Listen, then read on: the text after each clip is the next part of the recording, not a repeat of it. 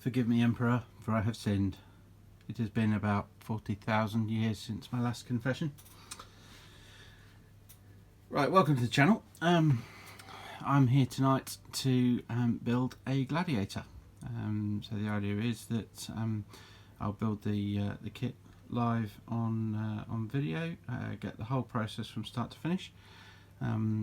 I'll also take you through how I've gone about magnetising the various different weapon options so that the one kit can be customised to make all three variants of the tank. As you can see, I've prepared the kit.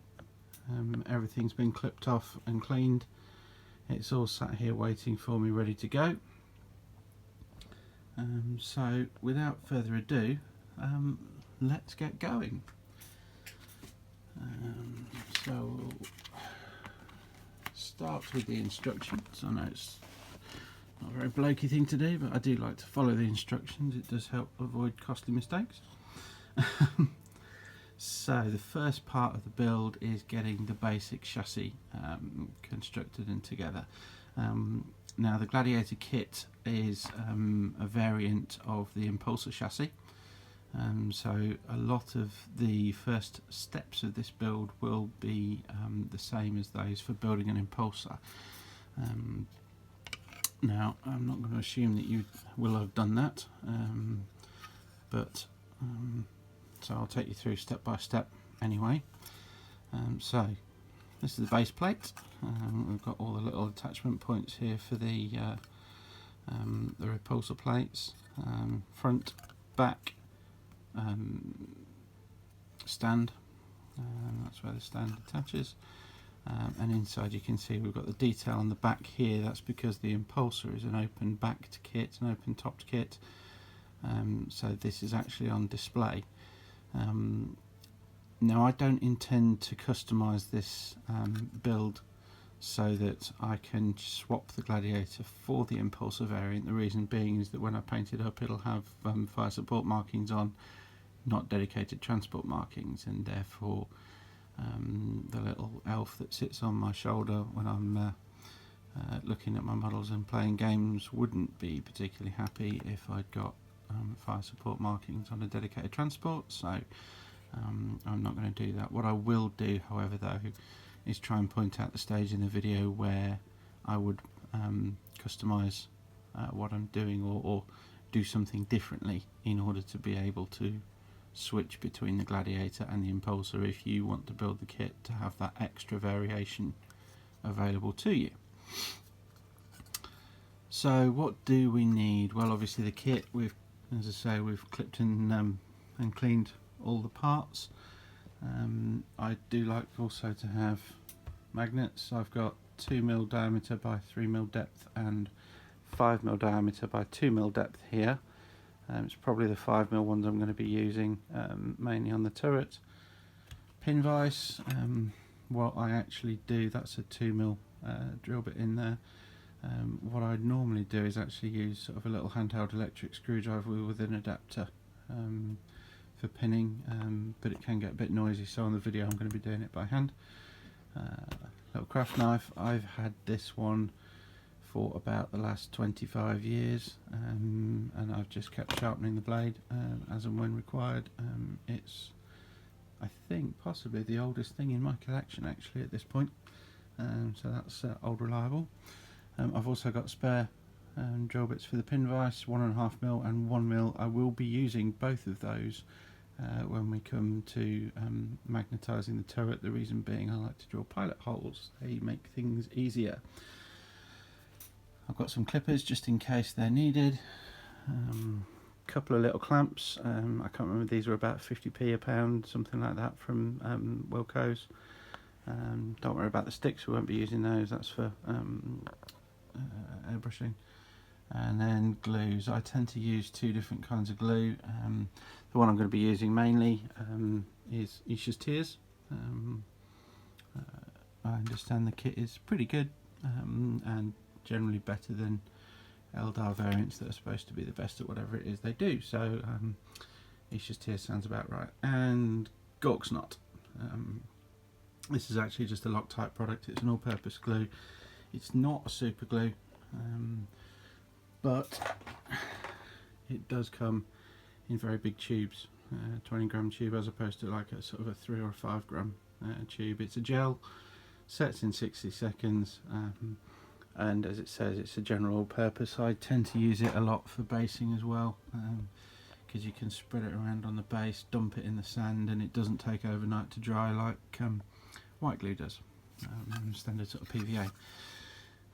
So that's me waffling on for 5 minutes. Let's get cracking.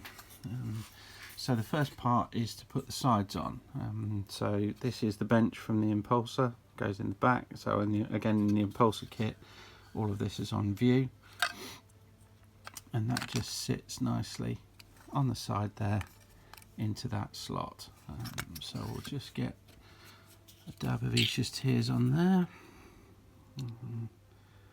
Just run a nice little thin bead down here. You don't need a huge amount, just some in each of those slots and a bit along there.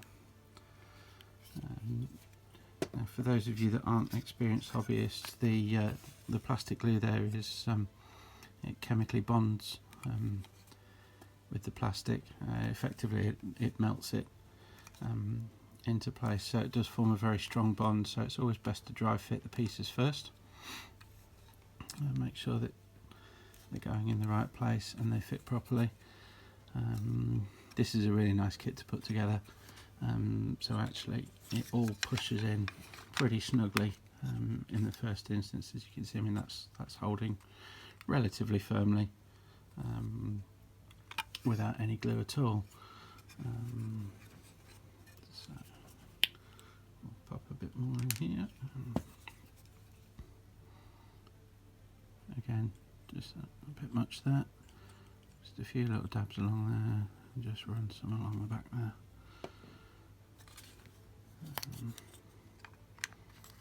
And push it in. There we go. First part of the build done. So the next part is the interconnecting door. Now this bit I won't say I don't understand. This is a double-sided piece, so what this will do is, again, in the impulsor sits here. You can either have a command screen or monitors for each of the 6 passengers and a master. There, as you can see, there's 6 screens here. So this was sort of explained away in the impulsor kit as being the 6 life sign monitors for the passengers in the impulsor, so that a commander can sort of keep track on them. Now what we can do in this kit is vary which side of these you have available. In the impulsor variant, that's important because you can see it. In this invariant, it isn't, because you can't. So what we're going to do is we're just going to glue those 2 pieces together like that. Doesn't matter which way around, so I'm just going to pop a bead of glue on here.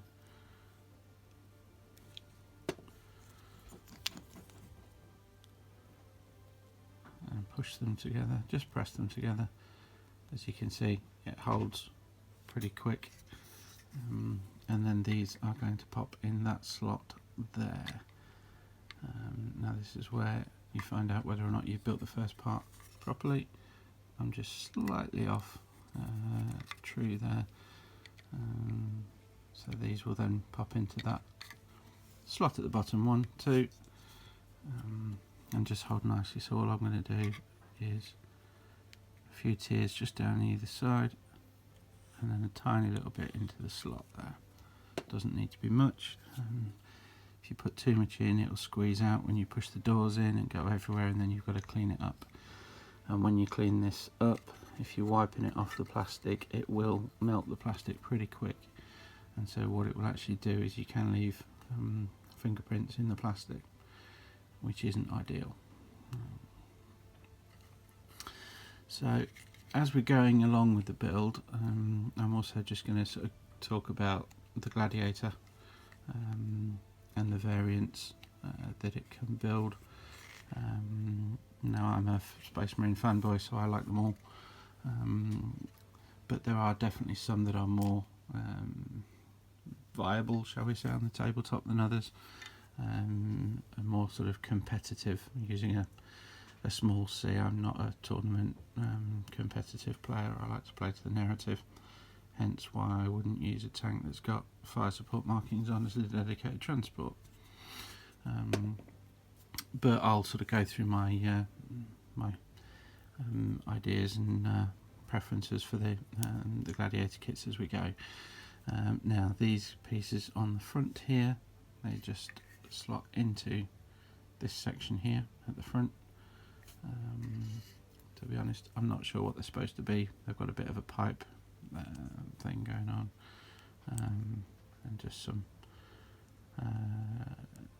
holes there. That actually holds the sort of the bull bar that goes on the front. So again, just a tiny little dab of glue around the edges.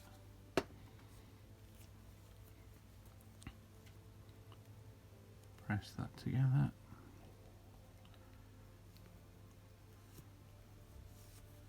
And then another little dab of glue around here. Just one on each side. One on the end of the pipe, just for luck. And then that pushes into the gap there. And that little pipe should just join up and press into the corner of the chassis there. He says. Got them the wrong way around. On the wrong side, there we go. First little mistake, don't do that. Make sure you're putting the kit on the right side. I don't know. Lay out all the pieces in the right order on the right sides of the table. I'm still going to make a mistake like that. So, I mean, that shows you just how easy it is to make a mistake here. I mean, I've been building kits for donkey's years, and it's very, very easy to make a mistake if you're not paying attention to what you're doing. And as this is my first build, I'm paying attention to talking to you more than I am building the kit. So quick little dobs again around here.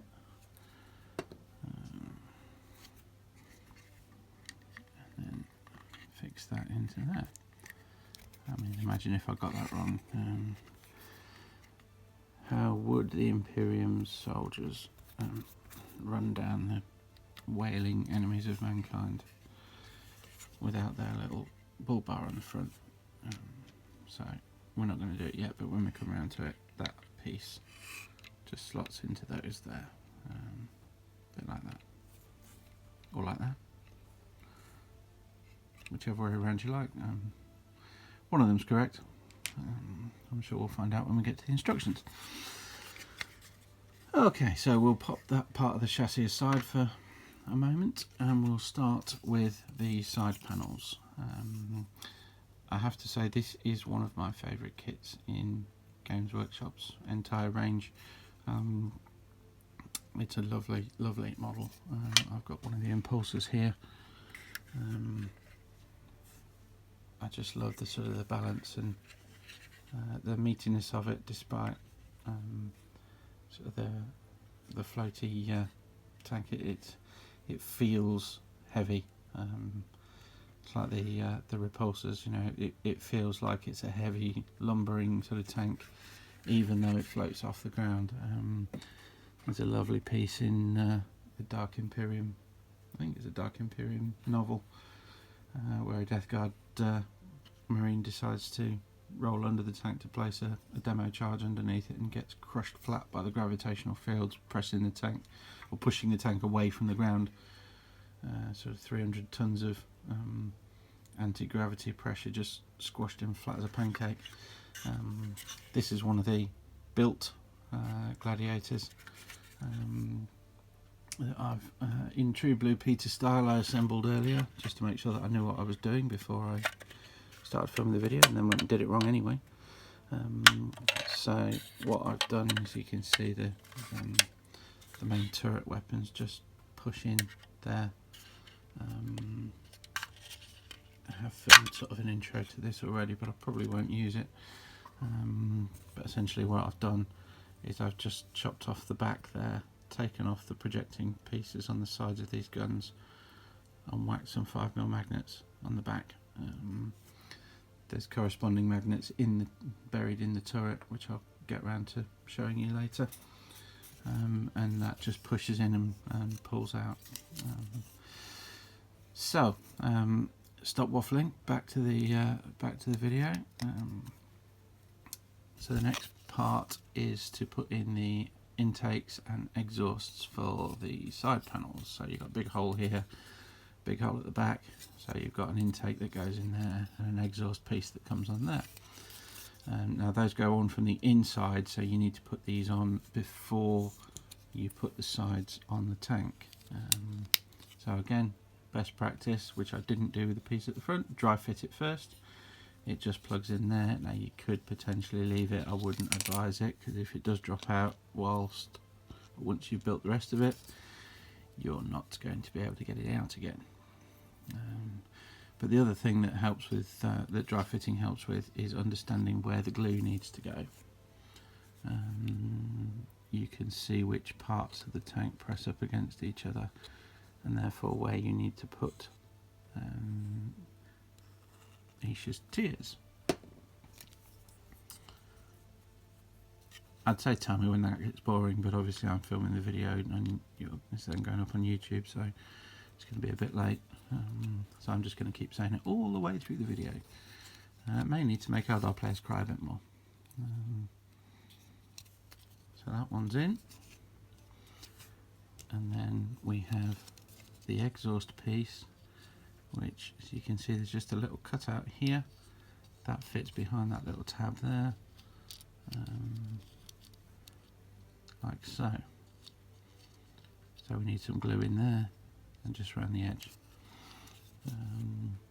Again, for those of you new to the hobby, these kits these days are an absolute marvel in comparison to the stuff that you used to get when I started. I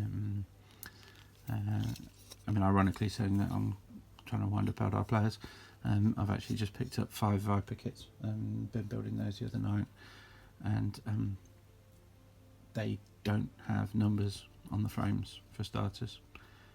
Not a huge number of pieces on a Viper, but equally there's the instructions are so sort of basic, and they haven't even numbered the pieces on the frames. I remember reading a story about in White Dwarf years ago now. We're just going to put on the supports for the repulsor plates now. These come in 2 parts, one of 3 and one of 5. Much better than the repulsor kit where they're all attached individually. So again, just a little double glue on there. Yeah, an apocryphal story, I think it was Gav Thorpe, was saying he'd the kits, because they didn't come with instructions at one stage, someone had assembled a war walker, and they'd assembled the war walker with the legs, or was it a Wraith Lord? Might have been a Wraith Lord. They'd assembled it where the legs, where the arms should have been, and vice versa. And so it didn't have quite the elegant proportions that the Eldar normally show off, shall we say. So again, the kits these days, they're really designed to go together. So I mean, you can see all these pieces here, they just pop into those holes in the frame there. That will be all the glue you need. I'm just going to put a little dab in each of these curved recesses as well, just to make sure, because sometimes you can put a little bit of pressure on the repulsor plates, so just making sure they're very secure with glue, I think, is a good idea. Just so that you know, when you're following sort of the instructions of a kit like this, they do mark up the areas that you should be putting glue on in yellow. So I'm not being entirely creative or original in my gluing of the pieces, but having put one together, I am also sort of adapting slightly the instructions there. So having done that one, this is the right hand whole piece. I'm just going to do exactly the same, so I'm not going to talk you through it. I'll just put all the glue on first and then put the pieces in. So let's talk about the Gladiator itself. It's the Primaris version, shall we say, of the Predator. Comes with 3 variants, so it's got one up on its non-Primaris cousin from the start. It's toughness 8, which in my view is a good thing because it is going to draw fire. Added to which it has 12 wounds. The impulsor's picked up 11, which again is a nice little boost over and above the Rhino. But 12 wounds, I think it's not going to make a huge difference, but occasionally if you've just got that 1 or 2 wounds left, it will be useful. It doesn't have the machine spirit special rule, so there's no sort of using the stratagem to make it play on a higher bracket than its current wounds total would indicate. But toughness 8 and 12 wounds means your opponents are going to have to put a fair bit of dedicated firepower into it to bring it down. Right, so that's the... Sorry, I'm going to chop and change between talking about the tank itself and talking about the build here. This next piece is attaching the side hull onto the main chassis. So as you can see, what we're going to end up doing is running glue all the way around the side of that bottom part. Now the instructions will show you this from one side only, but obviously it's a mirror image when you come to do the second half. But essentially we're going to run a little piece of glue, a little bit of glue along here, some down the side here, and then all the way along this bottom plate, including here where the repulsor supports come through, and then this front section here. So yeah, toughness 8, 12 wounds, standard sort of marine ballistic skill. Don't bother about the weapon skill, it's not meant to be in combat. 3 up save, again standard default marine stat line. Now the 3 variants have 3 different roles. You have got the Lancer, the Valiant and the Reaper. So at first glance the Lancer is the anti-tank option. It's got a ridiculously strong gun, which comes in at strength 10, AP -3 and damage D3 +3, so a minimum of 4 damage. The downside with that gun, which is also 72-inch range, so it's hitting anything on the board. Sorry, popped out a shot there I think for a minute, did I? Just pressing that on in the places where I can get sort of fingers to both sides, just to make sure that the glue takes before we go any further. What I'm also going to do is just pop one of these clips on if I can. No, doesn't want to play. I was thinking I could just perhaps pinch it at this front point here just to hold it nice and tight, but doesn't want to play ball. Yeah, 72-inch range, strength 10, minimum 4 damage. So that on the face of it is your anti-tank gun. However, it's only 2 shots, so its maximum damage output is actually 12, but the average that you could potentially, I don't want to say rely on, because that means that you're hitting and wounding with both, is 8. Now it does have what are called Aquilon optics, which give it a +1 to hit with that gun.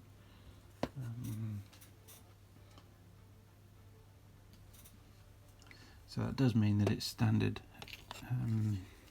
Lancer shot is hitting on 2s, which is excellent. That is very, very excellent. But are you always going to kill a tank with it? You should do, because I mean, yeah, sort of with a damage of D3 plus 3, your average of a D3 damage is 2, so that should be each shot doing 5 damage. But even hitting on 2s at strength 10, you can't guarantee that both of those are going to wound. Quite a lot of enemies might have an invuln save that will ping one of them out, and all of a sudden you've only half killed a tank, so you need 2 of these, which then runs you close to 500 points just to take out one vehicle, which if it's a truck or a rhino you don't want to do. So the sponsons on that one are just a pair of storm bolters or frag launchers, so there isn't a huge amount that you want to do with that. The sad thing is, I think it's an utterly beautiful gun. Is this nice and long one here? Personally, I think it's the best looking tank in the whole range, actually. It is a shame it's not going to be particularly reliable on the table, in my view. So that brings us from there on to the next variant, which is the Valiant. So I'll talk about that in a moment. Let's go back to just building the kit. So the next part of the build is to get the glacis on the front, or glacis, depending on how you want to pronounce it. That's this plate here. Please remember to put in the piece here before you put anything else on the glacis, because once you put the top plate on, you will not get that optic back in. So I'm just going to do that now. Where are we? Now I've got to find it amidst all the pieces that I've laid out. Here we go. Here it is. And it's this bit. It's not a particularly big piece, and that's why I'm making a particular point of it now, because you do not want to leave this off. It goes in that way round, narrow end at the bottom. So all we're going to do is a little dab of glue up here and a little dab of glue up there. Don't need any more than that. It's a tiny piece. It shouldn't fall out. If it does, then it's got serious problems. But you do not want to leave that piece out, because then you've got a hole in the front of your tank and you can't fix it. Then that piece there just comes on the front like that. So what we'll do is, again, following the instructions and the yellow sections, you can just see at the top. You can't see, just at the top here. Tells you where to put the glue. Get those tissues out, Mr. Eldar players. So we're going to pop a little bit down here. There we go.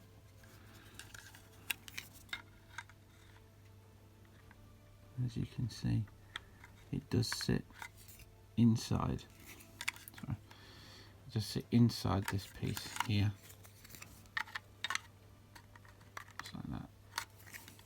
this bit is visible, so don't put your glue on there.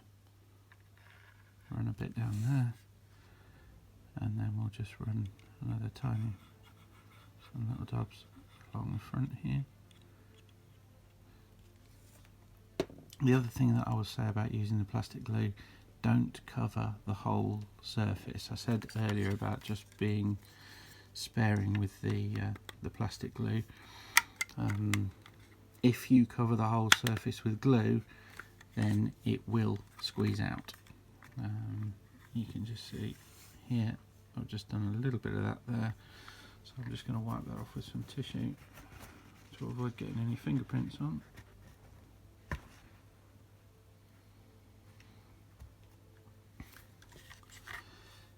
If you cover a surface in glue and then press a piece onto it, that glue has to go somewhere. It's an impermeable surface that you're trying to stick together. Sorry, chemist coming out at me there. And by doing that, that glue will squeeze out at the joins, which is not what you want. So I'm just going to squeeze that whole thing together. And while I'm just waiting for that to dry, I'm going to go and have a drink and come back with the next section.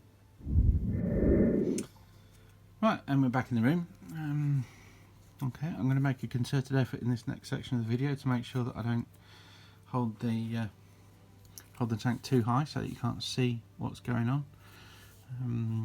I haven't been back and checked the footage, but I suspect that I may have done that a couple of times in the last segment, in which case I apologise.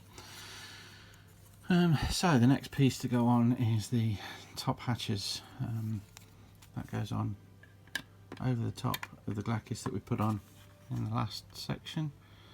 And as you can see, the glacis has actually got these two locator pieces here, which sit just inside this little framework here. This piece here and this piece here sit on there and there. I knew the sticks would come in handy for something. Right, but again, as with the last section, we've got two holes in the front here, and we need to put some pieces in there before this goes on the top. So what we are going to do is remember that the stuff on my right goes on the right hand side of the tank, which is actually the left as I'm looking at it. Something to remember the next time I do one of these, and this piece just sits in there like that, so that when you see it from the front you've got some headlights. Now, what the instructions tell you to do, which is what I'm not going to do, for reasons that will become apparent as you see I've dropped this piece 3 times already, is to put glue around the edges here and along the front of there. Now the problem that you've got is that if you glue that piece, you've then got to put it in there, and when you're putting it in there, you're spreading all of that glue that you've just put around all over everywhere with your sausage fingers. So what we're going to do instead is we're going to take our pot of Isha's tears, and we're just going to put some little dots of glue on the inside of the main frame instead, because that way when we plug the headlights in like that, I haven't got glue anywhere except where I want it to be. And as you can see, it's not even, get it to focus, there we go. You can see we've barely got any spill of glue by doing it that way round, rather than by putting the glue on the headlight piece itself. So we'll do the same with the other one, which goes on this side. Little dot of glue, like that, dab, dab, dab, dab. Now there is one other little trick that I'm doing here, which I'll come and show you in a second, just as soon as I get that to sit. As soon as I get that to sit in place. Sorry, I'm trying to do this through the screen of the camera, and I forget that the lens for the camera is on this side of the camera, not in the middle. So there's me holding the piece in front of the middle of the camera, and actually it's not particularly helpful for you, is it? Because it's not right. So the other little trick that I was showing you with the glue there is there's a recess here. So I put the glue here. If you put your dab of glue there, there is more likelihood that it's going to spill out into here, and then when you come to paint this, you'll have a little sort of overspill of glue. So by putting the dab there, it spreads out this way and this way, but stays within the frame for the headlights there, rather than popping out and sort of spilling into this area here. That piece then goes on the top of the tank like that.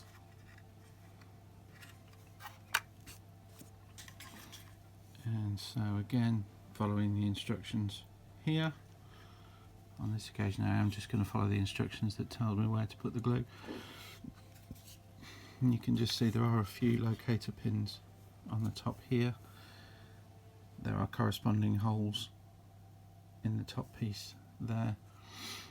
Generally what I would say is when you've got locator pins like this, you put the glue in the recessed holes, because again it helps to stop the spread of the glue beyond the join, so that you can't see it. But this is all going to be inside anyway once we get the top piece on, so it's not really such an issue.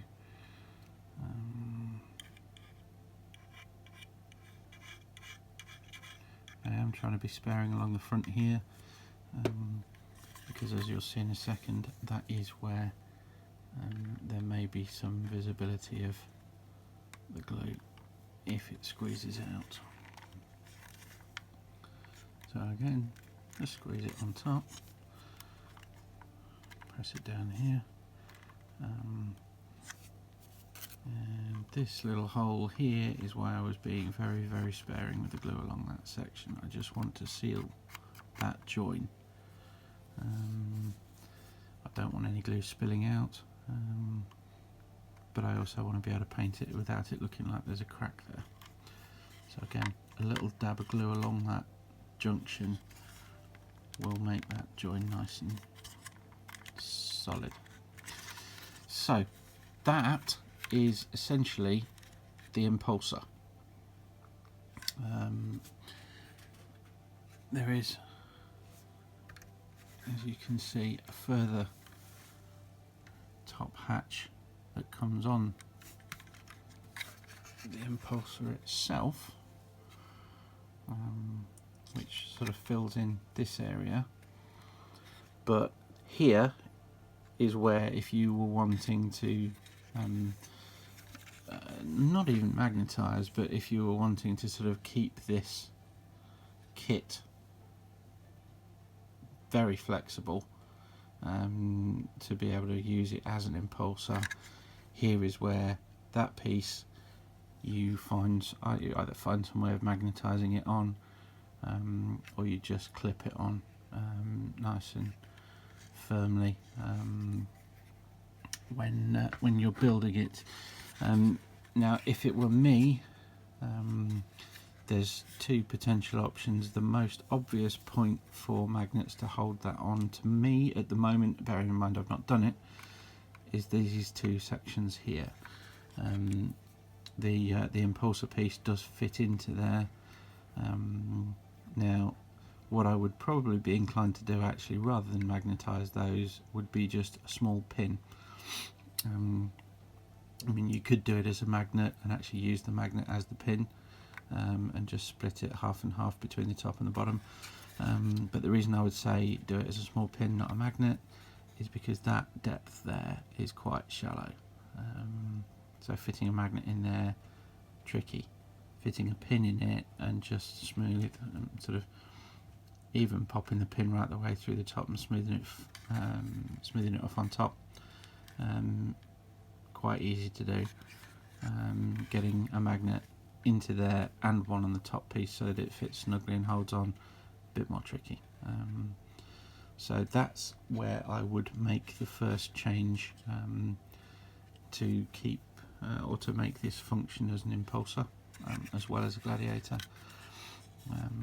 And the next step is obviously the big one, which is don't put this piece on, or don't glue this piece on. Now for the Gladiator, that piece, it does fit quite nicely. Again, you can see we've got these two bits here are the two bits that fit into those gaps there, and that's, as you can see from the thickness of the plastic, that's why I'm suggesting you don't try and sort of slot a magnet smoothly into that hole. But as you can see, if there was a little pin in there, even if you put the pin in the bottom and just drilled a corresponding hole in the top, just so that that holds snugly and doesn't come out. I mean, it's pretty solid on the hole. There was actually quite a lot of force going into that to try and get that to come off. You know, it's pretty firm anyway, as long as you don't try and pick it up by the turret. Then it's not likely to come off, particularly during gameplay. You've also got these two little buttresses, one on two on either side, where you could do something similar, just sort of a little hole or something in there, or a pin. Perhaps slightly trickier.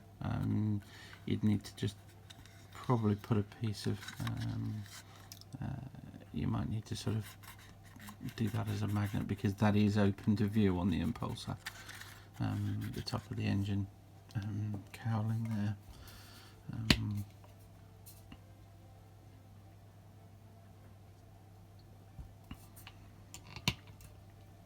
Sorry, I'm just losing my voice a second there. So that's the main part that will vary if you want to keep this versatile.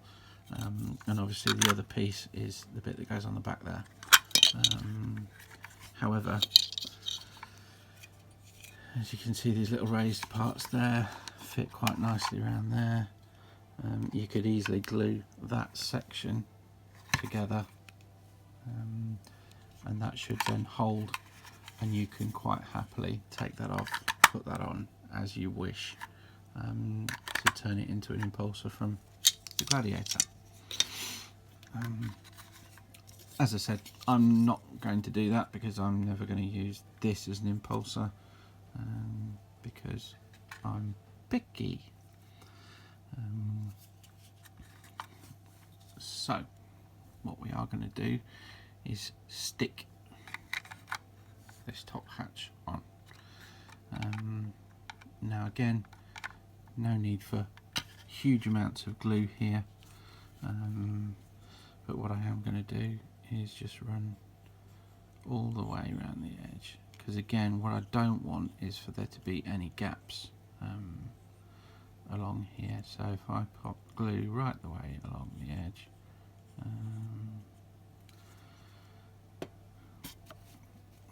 what you can do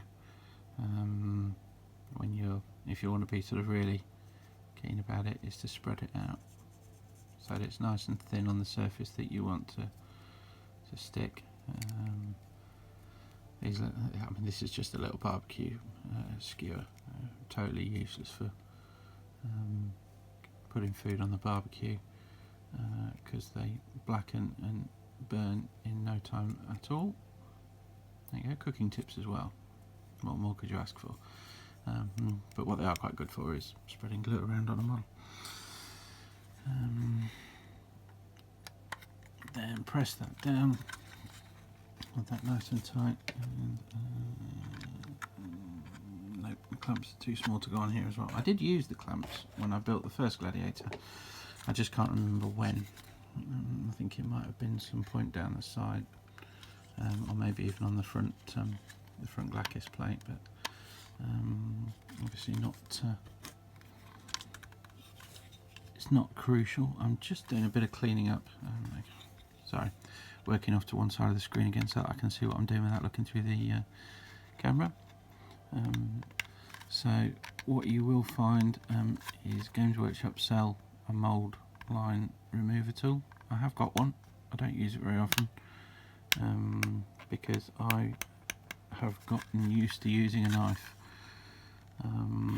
Old Reliable has served me well for a very long time, and with regular sharpening I find that actually I can slice off pieces, lots of large pieces of sprue point, much easier than trying to scrape them off with a mould line remover. I don't recommend it if you aren't experienced. You will cut chunks out of the model. I have done, I do occasionally, still do, and it's frustrating when that happens. Equally, if you aren't an adult, don't use a knife. There we go, that's my parental bit out of the way. I do have 2 kids and I wouldn't let them anywhere near my craft knife. Mind you, they are 5 and 7, so you know, they'd probably cut off my nose rather than anything else. Right, okay, so while that's drying, we were talking about the, we've talked a little bit about the Lancer. Let's have a quick look at the Valiant variant. Now this is the most expensive of the 3. The Lancer is 11 power, by the way. The Valiant is 13. So as you can see right from step 1, the Valiant is more points, more power, and the corresponding part of that, of course, is that more points, more power means more powerful. In particular, it is very good, I think, at taking out other vehicles. It does have a weakness, and we'll come to that. However, what the Valiant has is a twin las talon in the turret and a multi-melter on each side sponson. Now in 9th we know that multi-melters have gone up to 2 shots each, so that's 4 multi-melter shots out from that tank, and the twin las talon is 4 las cannon shots, each doing d6 damage. It is limited in range. Both guns are limited to 24-inch range, but 24 is still pretty decent, quite frankly. You're going to get shot back, but to be quite frank, if you shoot first, then whatever you're shooting at isn't likely to have much left of it. Essentially what you're looking at is 8 d6 damage shots kicking out from this vehicle. If you do see Gladiators in competitive builds, and I'm not entirely convinced you will, I think it's the Valiant and the Reaper that you will see for their specialist sort of abilities in that respect. It's just standard glued the back on. As I said, if I was going to make this switchable between the 2 kits, what I would have done is just glued the top there and left this piece unstuck, so that whole assembly just lifts off.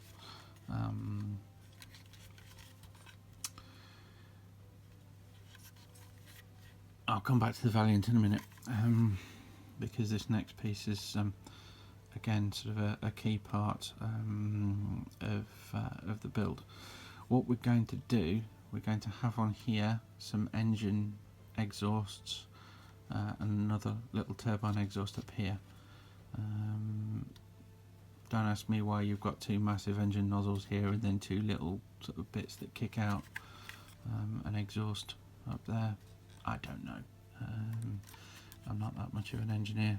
I did actually do engineering university, but it was chemical engineering, so not much help when it comes to understanding how vehicles work.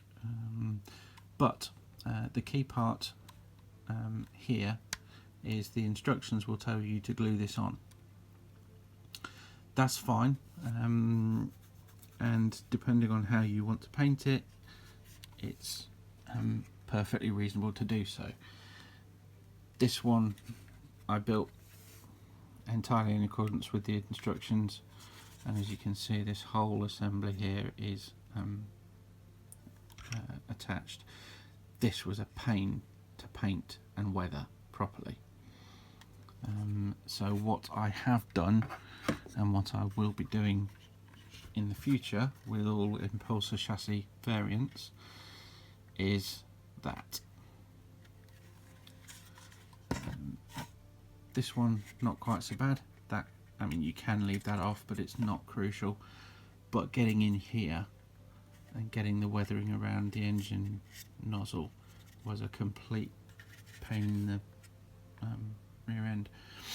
So what I've done is I've glued these engine nozzles together, but I've left them off for painting, and when everything's painted I will just stick those on like so. But it leaves the whole thing far more accessible for painting in the meantime. So what I'm going to do now is put in the top exhaust and then the engine cowling. Now what you'll see me do, I'll probably talk about the Gladiator, the Valiant a bit while I'm doing this, but what you'll see me do is just place that nozzle on, and I'll hold that in place whilst I glue the outer part of the engine cowling, which is that part.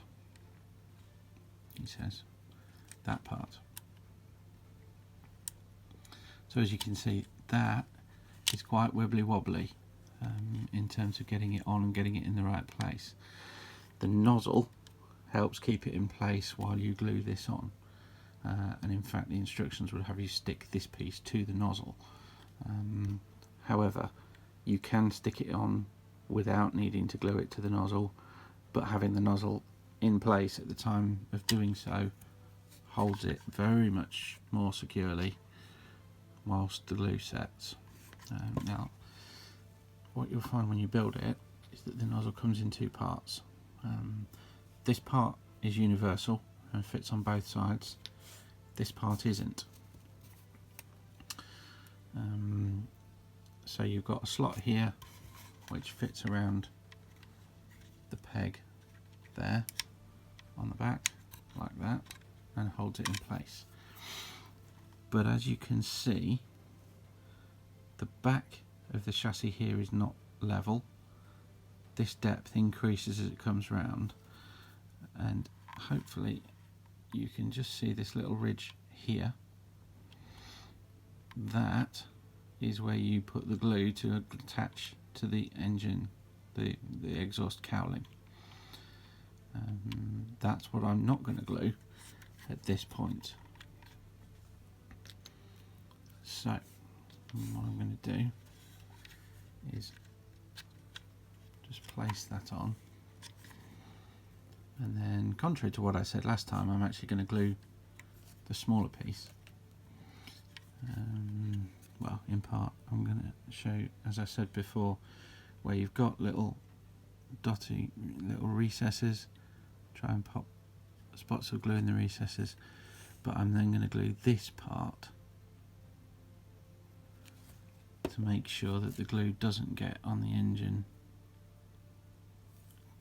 nozzle itself, and try and stick that in place. So I'm then just going to place that on top there, push it into place, and then take that out. And by doing that, I know it's in the right place. The glue will hold quick enough that taking it out like that isn't a problem. Got a little bit of overspill there, so we'll just clean that up. so when the primer goes on, that'll be you won't see that,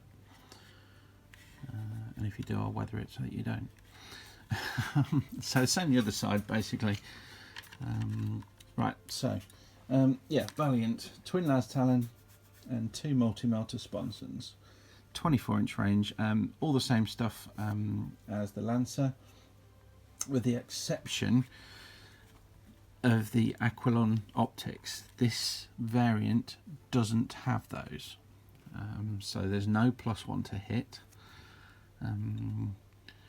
Quite frankly, 8 sort of anti-tank shots at d6 damage each. If there was a +1 to hit, even I would find that disgusting.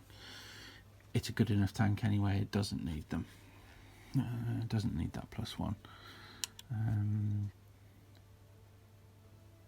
Especially with the new multi-melter rules, which give it extra damage in half range. As we said, 24-inch range, so that half range is 12 inches. So yes, that does mean that you can hold one of these in reserve, bring it in strategic reserve, bring it onto the table in multi-melter range, and those 4 d6 damage shots, sorry, those the 4 d6 damage shots from the multi-melter will in fact be doing a minimum of 3 damage each. So if they all happen to wound and you're lucky like that, you're talking a minimum of 12 damage, not including the las talon. Which is why I think if you're going to see a variant of this regularly, it's the Valiant. It's not cheap, I think it's in the region of 250 points. However, that 250 points could quite conceivably, if you roll decent, take out a knight, which is sort of nearly double its points, and then it'll take that down in a turn. You know, you're not sort of talking outrageous rolling to be able to achieve that.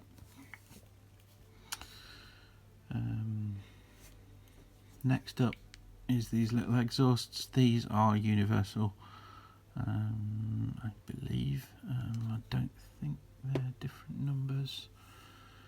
No, both sides are exactly the same. So the 2 halves just pressed together like that. I'll just give it a quick run over with my finger, because this is sort of a bit out of the way. Quick run over with my finger to wipe away the excess glue, and I'll build the second one, and then we'll put them both on together.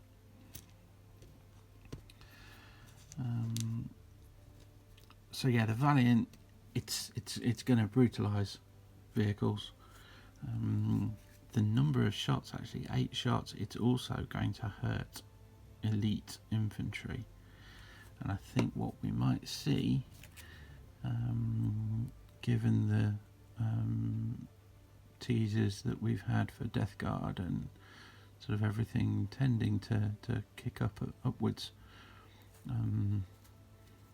this edition in terms of wounds and damage, to give you sort of a bit more variation, or a bit more sort of point of difference between infantry, for example. So I mean, you've got Space Marines with 2 wounds, toughness 4 now. You've got other stuff at toughness 3 and a single wound. You've got stuff at toughness 4 and a single wound.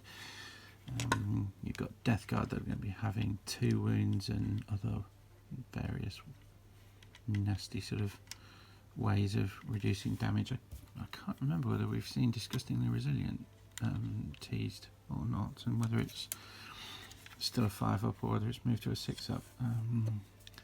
I can't remember now, but we're sort of going off at a bit of a tangent. The takeaway point really being that the Valiant has sort of quite an interesting role, because not only is it useful for taking down vehicles, but if you end up facing sort of an elite army of tough infantry, those are going to be costly. This has still got enough shots at a decent enough range that it can hurt those kinds of armies. It's not a dedicated anti-tank tank, it's still quite handy against elite infantry as well.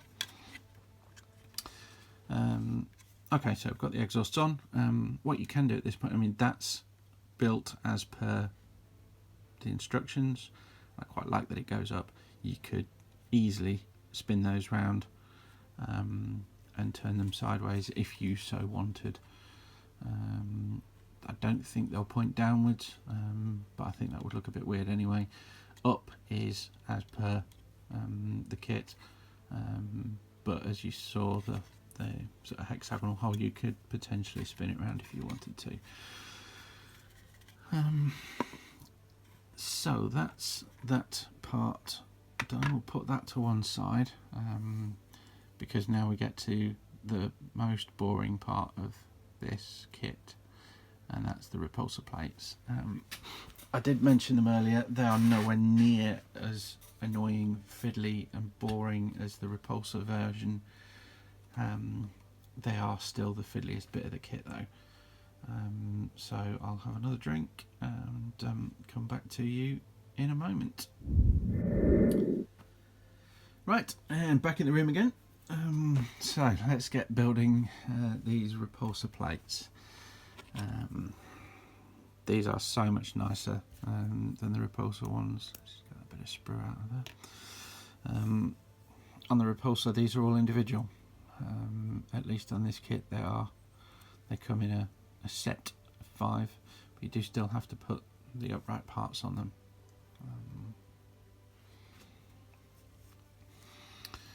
Now, because I've laid everything out nice and neat, I know which pieces are going where. But essentially, if you look at the instructions, what you'll see is that on this row of 5, you've got 4 identical upright pieces and then a shorter piece on the end. You've then got a set of 3 that come towards the rear of the tank, and they have identical upright pieces as well. It is worth, if you're not an experienced builder or you've not built an impulsor or one of these kits before, it is definitely worth laying out your parts so that you know what goes with what. So I've got a 5 set with the 5 pieces, I've got a 3 set with their 3 pieces, and then that's the front set, which comes with its own separate pieces as well. Now have I put the camera back in the right spot? Tell you what, let's move it over a bit more so that my natural position for holding these is more in shot. Hopefully this will result in me moving the model less off camera. Right, so if you can see, each one has got a little slot here, and that is where the upright section sticks. That is the only contact point with the upright section, and that's why it's fiddly. So when you come to glue them, again, worth familiarising yourself with this piece before you actually come to do it. What you will notice is that this is the part of the 4, and what you'll see is that there is a little nub at the side that goes at the top. More specifically, on the back, focus,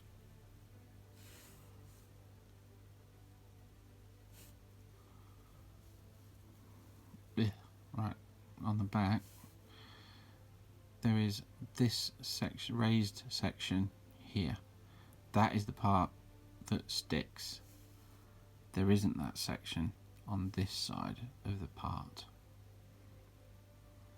You probably can't see that too well. I can't see it too well here on the camera, but I would recommend strongly just taking a minute to familiarise yourself with those pieces before you put the glue anywhere. Now what you'll see is that as that pushes in, it all fits and closes up really nice and snugly.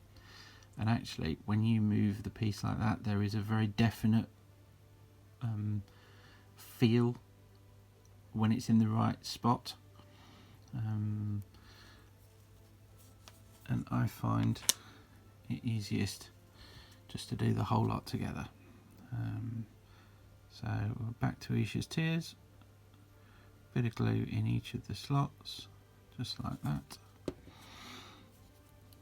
Then we'll get the pieces, push it in, make sure it's sitting right, then get the next one.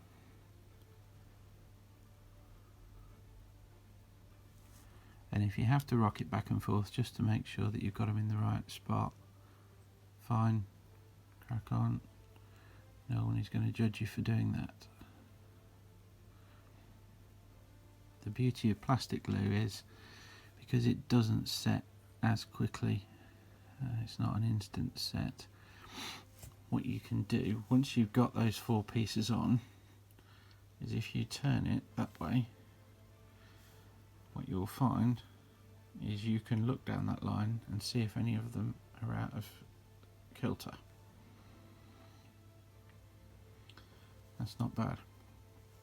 That's pretty good for a first outfit, or a first attempt, should I say. And then we'll just do the little short one on the end.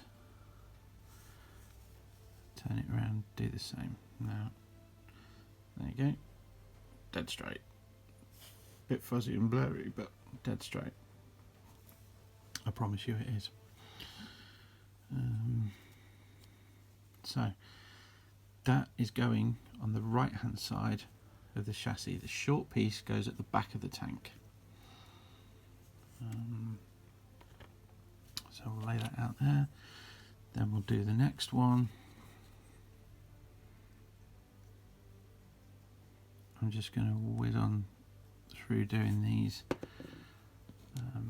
Hopefully you can see as we go along that practice does certainly help in assembling these.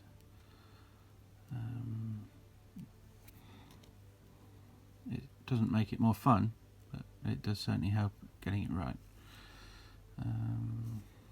And the reason it looks a bit out of skew when I'm checking them is because I'm checking them by eye off camera. Right, so we've talked about the Valiant.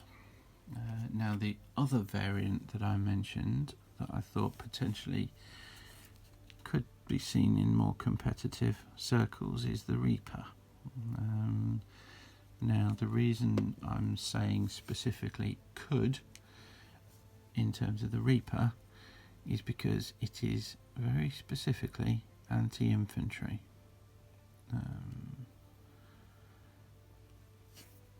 And at 200 plus points it's very expensive for the job that it does. Now it does appear to be very good at clearing infantry, but the infantry that it's very good at clearing is likely to be very cheap, and so it will need to get rid of a lot if you are going to, quotes, make your points back. Now I'm not a believer that every unit has to make its points back. However, it is quite handy to have some understanding, I think, of the value of a unit in terms of what it can kill when you are building your list. Look at that one, yeah. Spot on, right. The Reaper, again, we've got a main turret gun and then side sponsons. The main turret gun is a twin heavy onslaught Gatling cannon. For anyone that is even remotely familiar with Primaris Marines, they know what the heavy onslaught Gatling cannon does. It's 12 shots, strength 6. It has changed this edition. 12 shots, strength 6, AP -1 and 1 damage. Quite simply it's an orc killer. So not surprisingly, the twin heavy onslaught Gatling cannon, which is basically two of them strapped together, has double that number of shots, but the rest of the weapon is identical in terms of its profile to the single variant. So we're talking 24 shots, strength 6, AP -1, and 1 damage. That's a 30-inch range gun, which, bearing in mind the base movement of the tank is 10 inches, that's pretty scary for any kind of horde army at the start of a game. Something that can hit you from 40 inches away at the start of the game, and be clearing those sorts of numbers. I mean, just running some basic math hammer, which again, I don't like to rely too much on math hammer in terms of my lists and my games, but it is useful to know what sort of performance you can expect from something, what sort of performance you should expect from something if you're looking at sort of figuring out what you should be shooting at and how much firepower you should put into a particular unit. So 24 shots, you're looking at 2/3 of those hitting, so that's 16. You will normally be shooting at something that you're going to be wounding on, let's say 3s, that's orcs. Guardsmen it would be, and Eldar it would be 2s, but they're something the performance will only go up. So 16 hits translates roughly to 10 wounds at -1. You can kill a 10-man squad of orcs with the main gun on here in one shooting phase. Now that's nowhere near the value of the tank. So if they can hit it back, then you're losing out. However, excuse me, that's not the only gun it's got. The side sponsons on this one are Tempest bolters. They are also range 30. So again, the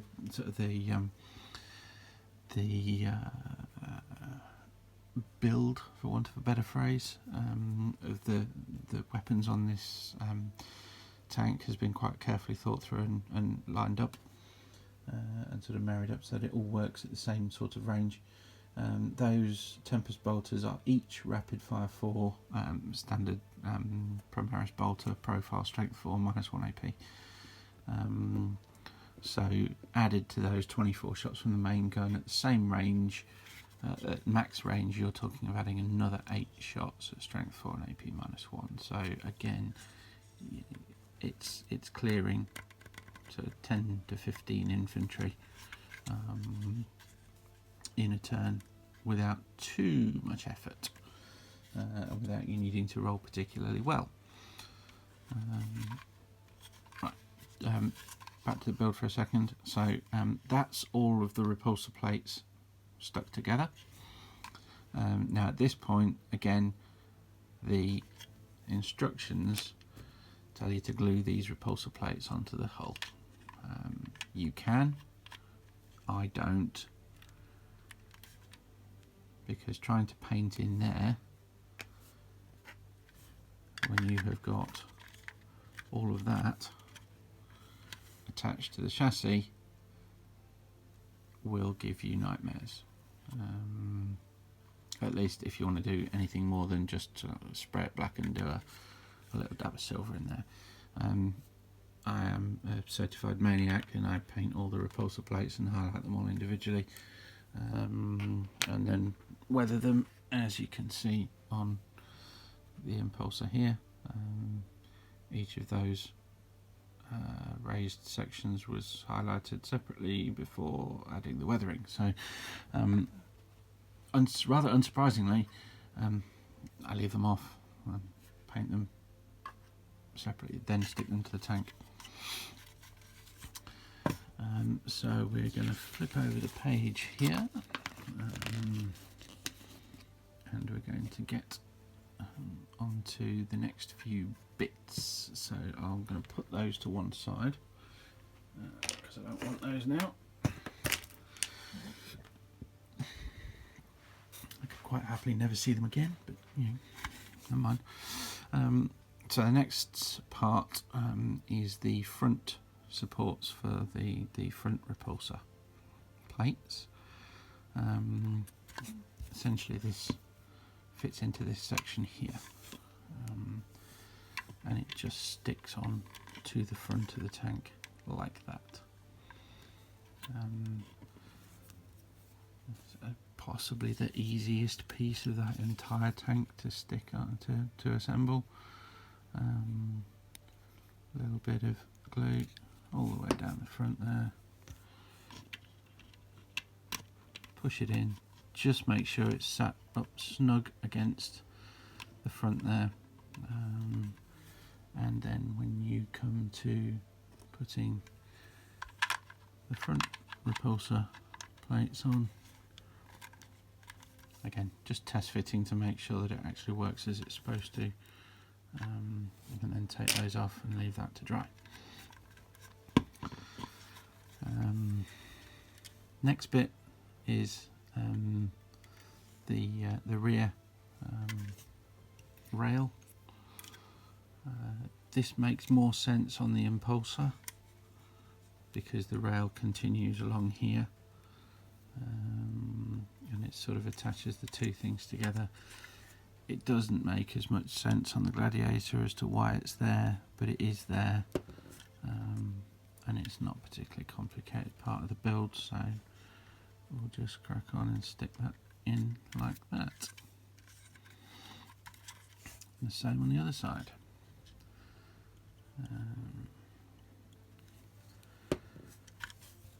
Now,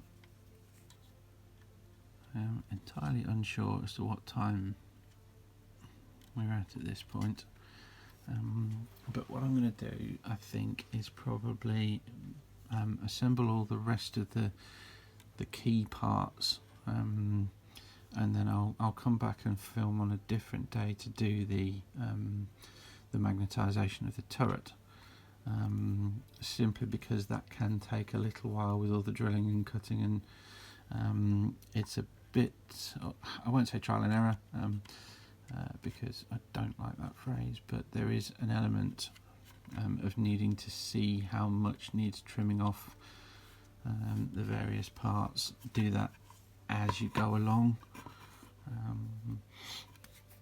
rather than it being sort of quite the same precise process as following sort of kit instructions. I'm just going to put the nozzles together.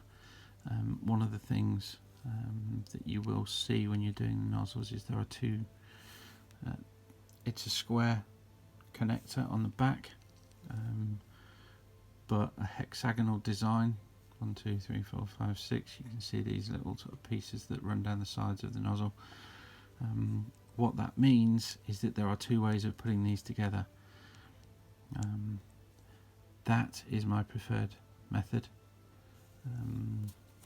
so that, as you can see, if we can focus, let's move that bit out of the way, hopefully that might help. There we go. Let's get in the light a bit. So you can see this design that runs down the side here runs all the way through the nozzle. There we go. That works a bit better. Yeah.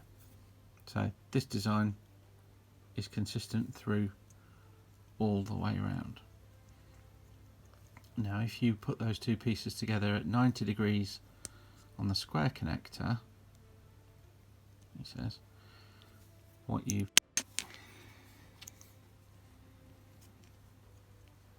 I'm not going to swear.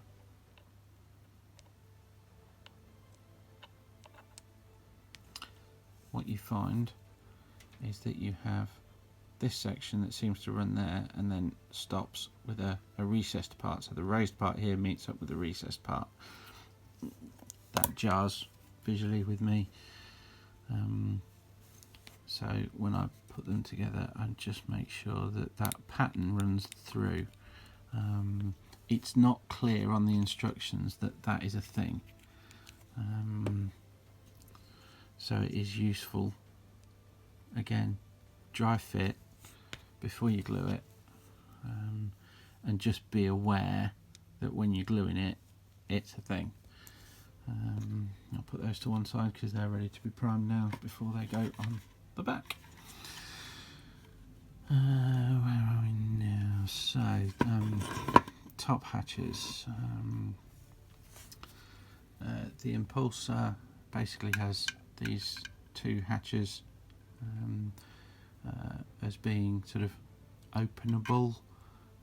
It's a bit of a weird sort of setup on the impulsor actually, because the sort of the hatch opening doors do bump into each other a little bit. That's been solved on the Gladiator because one of them isn't a hatch, it's an optic. I mean, it looks a lot actually like a Machine Spirit lens, but as I said earlier, it doesn't have the Machine Spirit rule, so that one goes on this side. The instructions would suggest that you assemble all of this lens first and then stick it into the hull.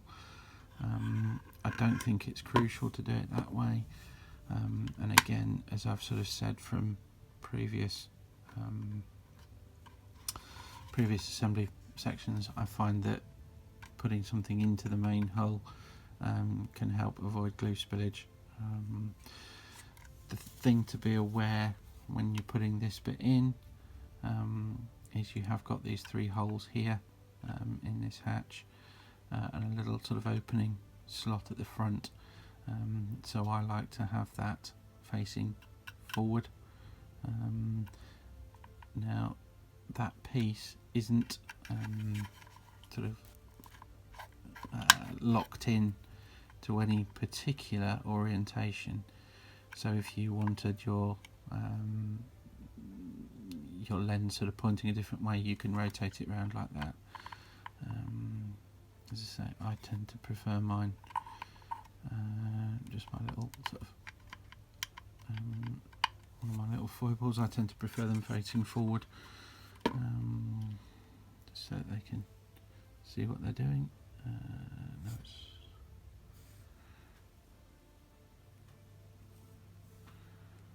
I'm trying to decide which piece it is. It's not that one, it's this one. That's the downside with clipping all the stuff off the frame before you start building, is that sometimes if there are a couple of pieces that look a little bit similar, it can be a struggle to differentiate between them, but again, dry fitting usually solves that as an issue. So there's your lens section, and that just pops into there. So again, bearing in mind which bit you're gluing and why it's going in where, just pop that one in like that. And then we need one of the turret hatches to go on the other side. I've kind of decided that for my Gladiators all the hatches are going to be closed, if only because it makes more sense. It makes very little sense to me that someone would pop their head out of a hatch in the middle of a fight, unless something is going wrong, and I don't like the idea that I don't like building models as if something's going wrong, so I am keeping all my hatches shut for now. That being said, I have built the impulsor with a guy poking his head out the hatch, but that's because there's two side by side, and I wanted a little bit of visual differentiation between the two. Again, I don't glue the hatches in until they're painted, because that's quite fiddly, getting a brush and highlights in there, if you're doing edge highlights around all of that, which, as we've said, I'm a maniac, so I do. Right, so that's those two pieces done. The next bit is the bull bars on the front. So just this is nice and simple. Just make sure you put a double glue on the inside as well, because there is a little, as you'll see, there's a little piece that pokes into there. As we discovered at the beginning of the video, my first effort was the wrong way around again. I put it in, it comes up, not down. It would probably look rather ridiculous if that was poking out the bottom, but never mind. And then next bit is the I laughingly call them towing hooks. Whether that's what they are intended to be, I really don't know. I do find it slightly amusing that potentially a Space Marine battle tank might want to attach a towing hook to the front and be sort of dragged off the field. I suppose it's a necessary part of it, but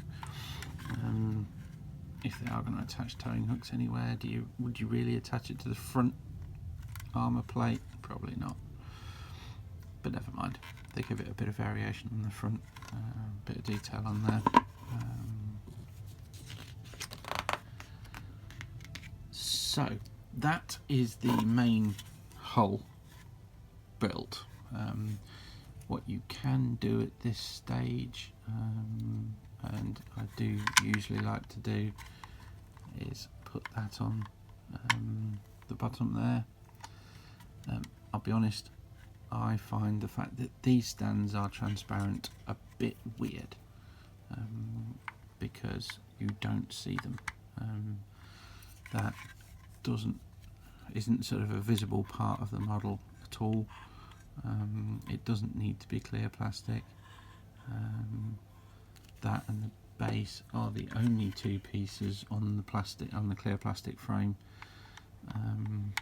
It's totally unnecessary in my opinion that it's clear plastic, and actually I tend to spray them black and paint them black anyway. I find that that makes them disappear more into the background than... Apologies for the video cutting out there. My phone battery died, so the phone's telling me it's time to go to bed, so I'm going to build the turret next. Right, what it does mean is I've got a battery pack plugged into it, so I'm going to have to try and avoid knocking it over, which is going to be more tricky now. I've got another hatch to put on the turret. Standard Space Marine tank hatch. These haven't changed much since the Mark 4 Rhino, Mark 3 Rhino, something like that. Interestingly, one thing that I did notice when I was building this kit is that actually the two hatches they give you are different. They are in fact a mirror image of each other.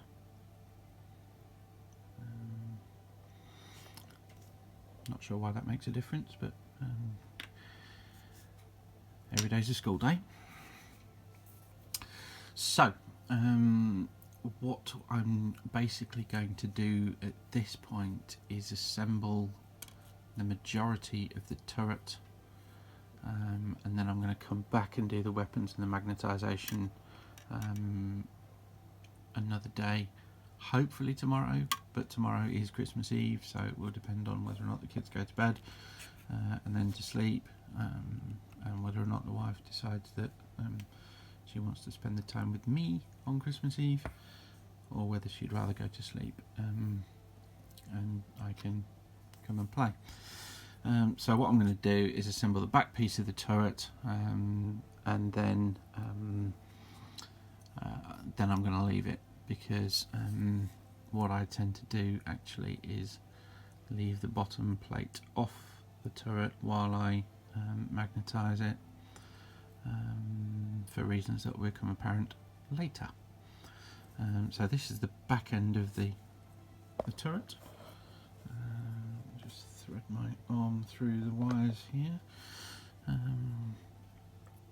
So what we're going to do is we have plate that comes on the back here. Goes on. Am I doing it upside down? Goes on there. Goes on that side. There we go. So, second easiest piece on the model to stick on. There we go. A few more of Isha's tears. Honestly, she has been crying so much over this tank. All these 2 tanks, should I say. I've got a pair of them. I do want to get a third, just so that I can run sort of the various combinations available to me.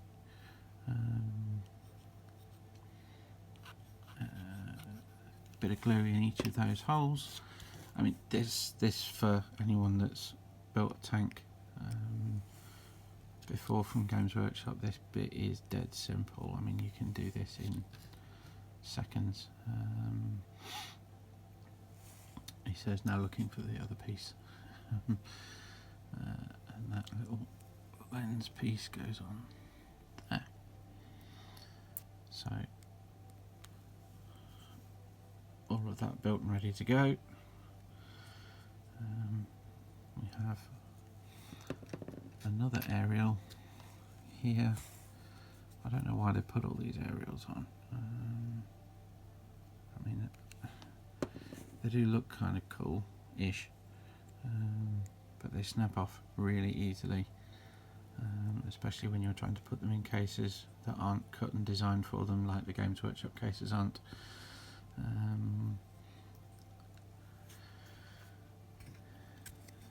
And actually even modern day tanks tend to use whip aerials, which are sort of attached down the sides of tanks rather than poking up in the air. I mean, that does play a little bit towards the sort of the slightly more backwards tech look of 40k, but I do find it a little bit weird. Another little lens piece. Not sure how many crew a Gladiator actually has to be looking down all of these lenses. We do have quite a few. There's one there. You've got a window here, a couple of headlights, little sensor bubbles and blisters and things on all of here. Another one there. Another one on the top of the back of the turret. Right. So this is where the instructions would then tell you to glue the gun in there.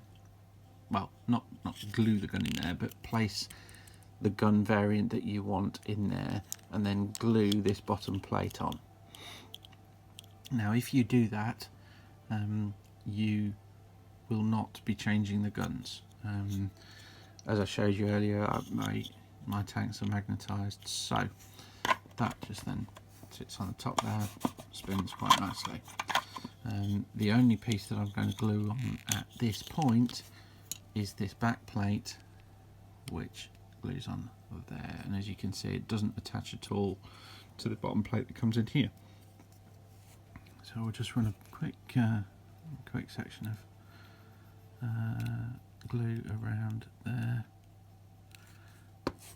and then get that stuck in there. All done. Just give that a quick wipe. I know I said try to avoid doing that with your fingers, but if you do it quick enough and smoothly enough, you should be okay. And as I say, it's about midnight, so I'm all for doing things quickly at this point in time. So that, don't glue it at this point. What we are going to do in the next video is show you how to go about magnetising the guns. Now realistically, I think this turret and the current levels of Games Workshop's model making is such that you could probably glue that piece on, cut off the section of the turret weapons that goes in there, and it would be snug enough that actually you don't need magnets. I mean, just to look at this Blue Peter variant that I did earlier, sorry, for those of you that don't get that reference, it was a kids program when I was growing up, and whatever it was they were making or crafting, they had always got the various stages built previously, and the catchphrase was, "And here's one I made earlier." Now I did go through and build this Gladiator to make sure I knew what I was doing before I decided to video the second one, hence the Blue Peter version. So actually you can see there's magnets in there, just to hold it in, but I think that's probably snug enough that you could do that without magnetising at all. I mean, I've used 5mm magnets, so those are strong. That is not coming out unless by accident. But I think if you wanted to, you could do that without even needing magnets.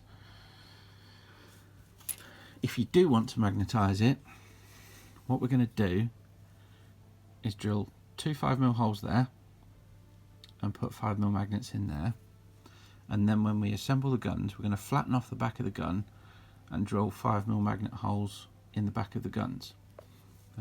Now what I might do actually this time round, given that I did them as 5mm last time, is I might actually do them as 3mm, 2mm holes in the guns. The reason for that is that when you put this gun piece together, if you look at that back piece there and a 5mm magnet there, that's a hefty hole in the back of your gun piece to drill for a magnet.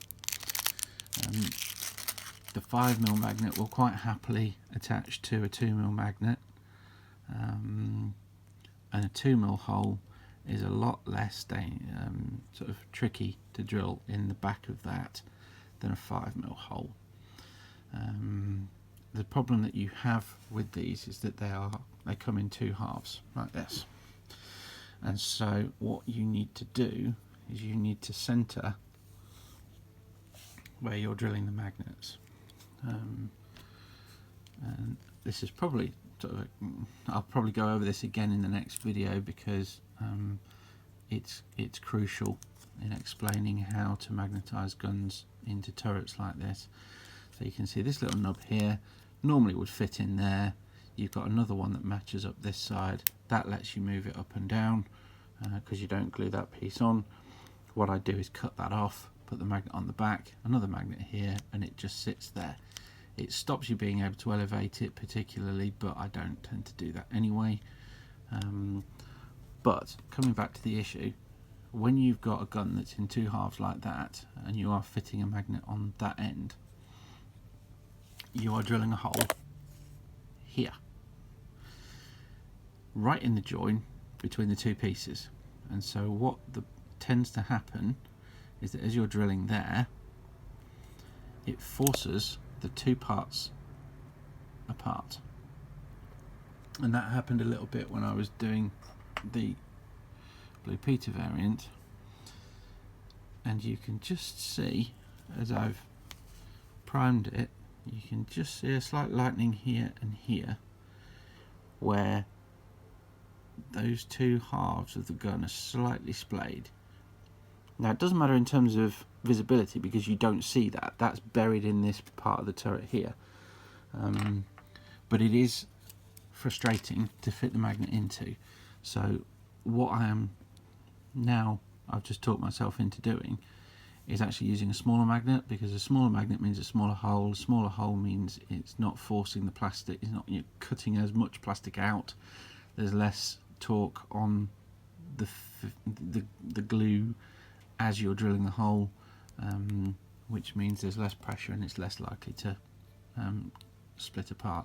And I actually did manage to shred my finger doing it last time, because the plastic twisted in my hand and cut open my finger. It didn't bleed too much, but I'd rather not do that if at all possible. So I'll use a smaller one this time round.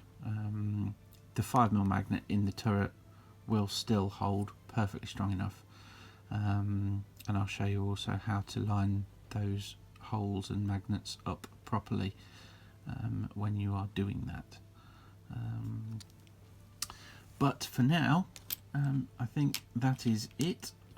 I am going to go to bed because I've got to be up early in the morning. It's Christmas Eve and I've got to go and fetch turkey and beef and all sorts of stuff that was going to go for guests over Christmas, but now thanks to COVID is all for me. Well, it's not all for me. I've got family as well, they're supposed to eat, I suppose. But I'm going to leave it there. I'm going to wish you good night and Merry Christmas. By the time this video comes out, Christmas will probably be over. But I hope you had a good Christmas. I hope the Emperor saw fit to deliver presents and plastic to fulfill your greatest desires. And I'll see you in the new year, or in the case of this video, in a few seconds. Hello, it's now Christmas Eve. Haven't had quite as much time today as I had hoped, but I should be able to snatch 5 or so minutes or so just to do a few more bits. Keep going with this Gladiator assembly. It's only a few seconds ago for you, but it's yesterday for me, so we'd just finished putting the main piece of the turret together and we'd done the hull. So all I'm going to do now, because I am literally just snatching a few minutes while the wife is upstairs putting the kids to bed, or putting one of the kids to bed, is just getting the sponson weapons and the turret weapons glued together. So these are the Tempest bolter pieces. There really is nothing overly complicated about this. It is literally just gluing the two halves of the weapon together. Again, glue in the little holes, pop them together. I will drill those barrels out, but that's something I'll do at the end. So that's one of the Tempest bolters. Here we've got the one of the multi-melter sides. This is sort of a bit of a menial part of the assembly process. There is nothing exciting or particularly technical about it. One of the things that I have discovered about the Gladiator, which was quite handy, is that the side sponsons, because of the way the kits are now designed, using sort of computers rather than being hand sculpted, the machining of the moulds is sufficiently precise that actually a lot of these side sponson pieces don't need magnetising in order to be exchangeable, which is good, because magnetising them would be particularly fiddly, because they're very small and there's not a huge amount of plastic where you would want to put the magnets. So that is one definite benefit. I did come across some of the disbenefits this summer when I was assembling my Indomitus Outriders in particular, and I discovered again that sort of the machining was that precise that when I primed the models, they no longer fit as snugly as they did when I had test fitted them, and that was because of the additional coat of paint was preventing the pieces pushing together completely how I wanted them to. That was a bit of a shock, I have to say, but never mind. We managed to sort that out in the end. This is the Aquilon optics part of the Lancer variant. You'll see when we come to put in the guns together, most of the turret weapons are twin linked in some way, shape or form. The Lancer isn't, and it just has the single barrel, so in order for that single barrel to fit in the turret piece, they've had to think of something else to put in there to go alongside it. this is what they came up with. So basically a little mini TV screen, for want of a better phrase. It is obviously another sensor of some kind, because there aren't enough on the Gladiator already. I think we went through that earlier. This is the Lancer laser destroyer barrel. This is the gun piece that makes me like the Lancer aesthetically more than any of the other variants. I don't know, there's just something about a tank with a really long gun on the top that appeals to me. As you can see, it's not quite straight, so I'm just using these clamps just to hold it together. At least that was the intention.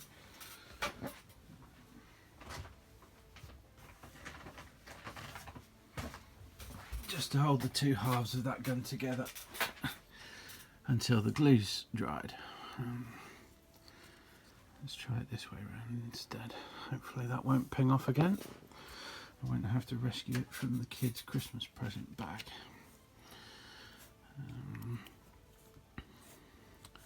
This is one half of the last talon. You can see I'm not just putting glue in the holes on this one. That's mainly because I just want to be particularly thorough, because as I explained earlier, when you're drilling a hole in the back for the magnets, it can force the two halves of the gun apart, and I don't want to do that. So I'm just putting an extra bit of glue on just to make sure that that bond is as solid as it can be, just to try and keep the gun from separating a little bit as we magnetise it. I think it's fairly safe to say I'm not going to get around to doing the magnetising this evening, so this video is going to go up after Christmas now. Not that that's going to be an issue for you because you're looking at it now. It's only an issue for me in terms of when it goes live onto YouTube. So there we go, that is the las talon, the twin link las talon, or the twin las talon assembled. There's the Aquilon optics. This should be firm enough now that I can take the clamps off. So we'll just pop the Aquilon optics in here as well. There we go, that's that one ready to go. Shouldn't need to clamp it that way around, it should be pretty solid enough to hold there. So we're on to the twin heavy onslaught Gatling cannon. This is going to be a very short segment of the video because it's very cold in my garage tonight, and I'm only wearing a t-shirt and jeans. When I'd finished filming last night, it took me about half an hour to warm up when I got back into the main house. So I'm going to do a shorter stint here. It's just going to cover this part, but this is a crucial part of the next step of the assembly, and actually it's probably not a bad option to leave these gun assemblies overnight, just to make sure that if there's any doubt that all that glue really has bonded and set the two halves of the guns together. Just seeing a bit of movement on this one, so I am going to clamp this. There we go, just there, just while it dries, and is secure enough to hold everything together. The only other bit that I think I'm going to do tonight, so as I said, very short and sweet, is the Iron Hail heavy stubber. So we've got a turret piece here. This mounting point just glues into the front there, so we'll stick that in. Little dab of glue, pop that piece on, and then just while that's setting we'll stick the box mag on onto the side of the gun, just like it goes in there. So just very quickly, 1, 2, box mag on, and you can see these little indentations here. That's where the gun mount will hold.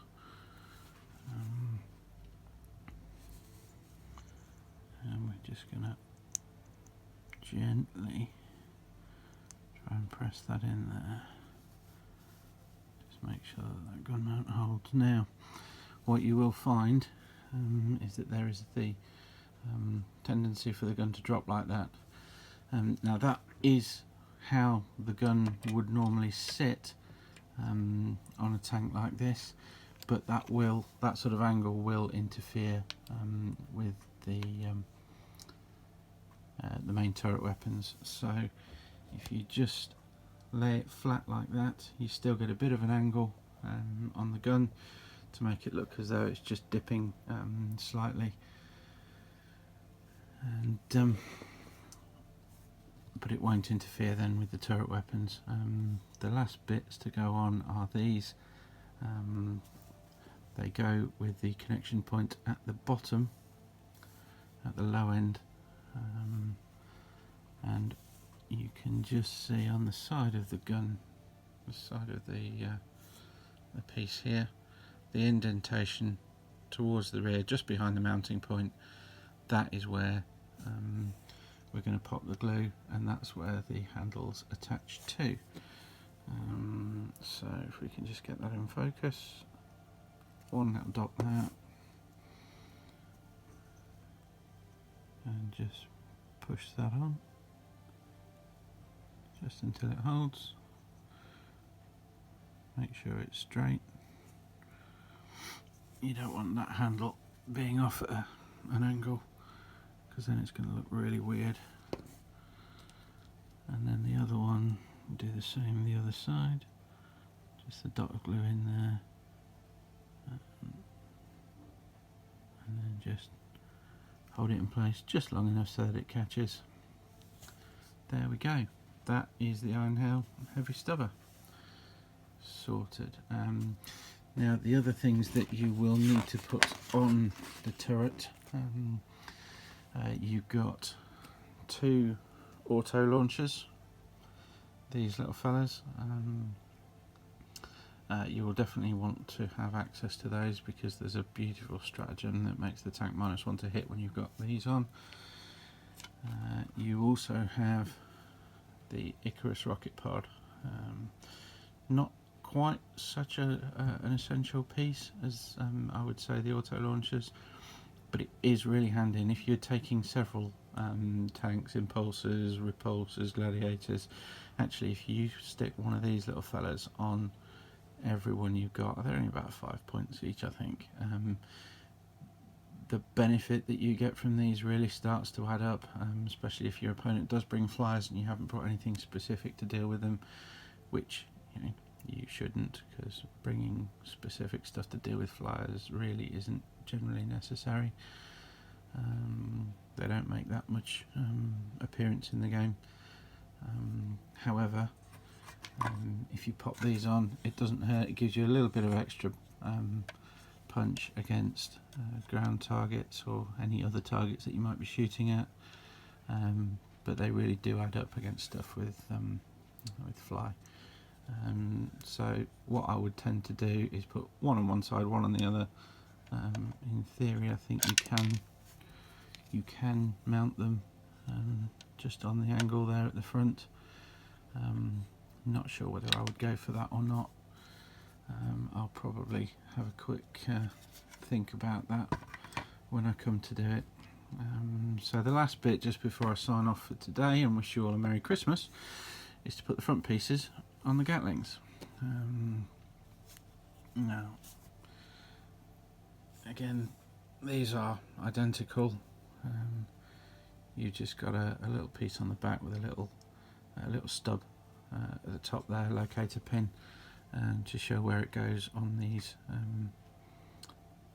guns. So I'm just going to run a little bead of glue round the front there, and then just push them both on. Don't need much pressure on these, and what that does, that then just sort of holds the front part of the gun all together nice and neat. So there we go, twin heavy onslaught Gatling cannons sorted. Twin las time, and I think it's called the Lancer laser destroyer, something along those lines anyway. I bet it doesn't say on here, no. So there you go, that's me done for today. I will probably come back at some point tomorrow. If not, it'll be Boxing Day, just to finish off. But I wish you all a very Merry Christmas. I hope the Emperor brings you everything you deserve. So, you know, if your name's Horus, hope you like coal.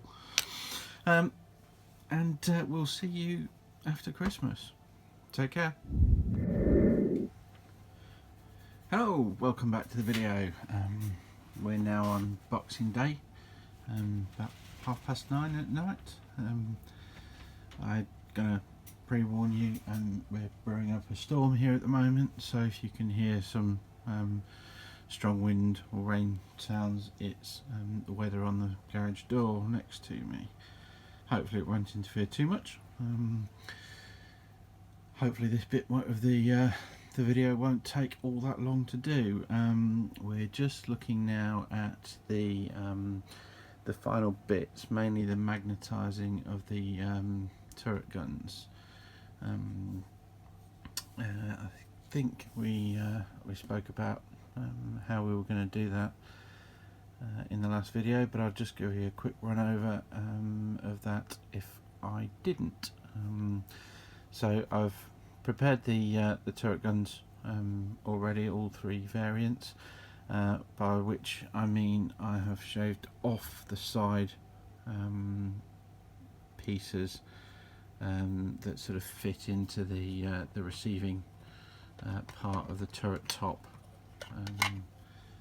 on the main hull.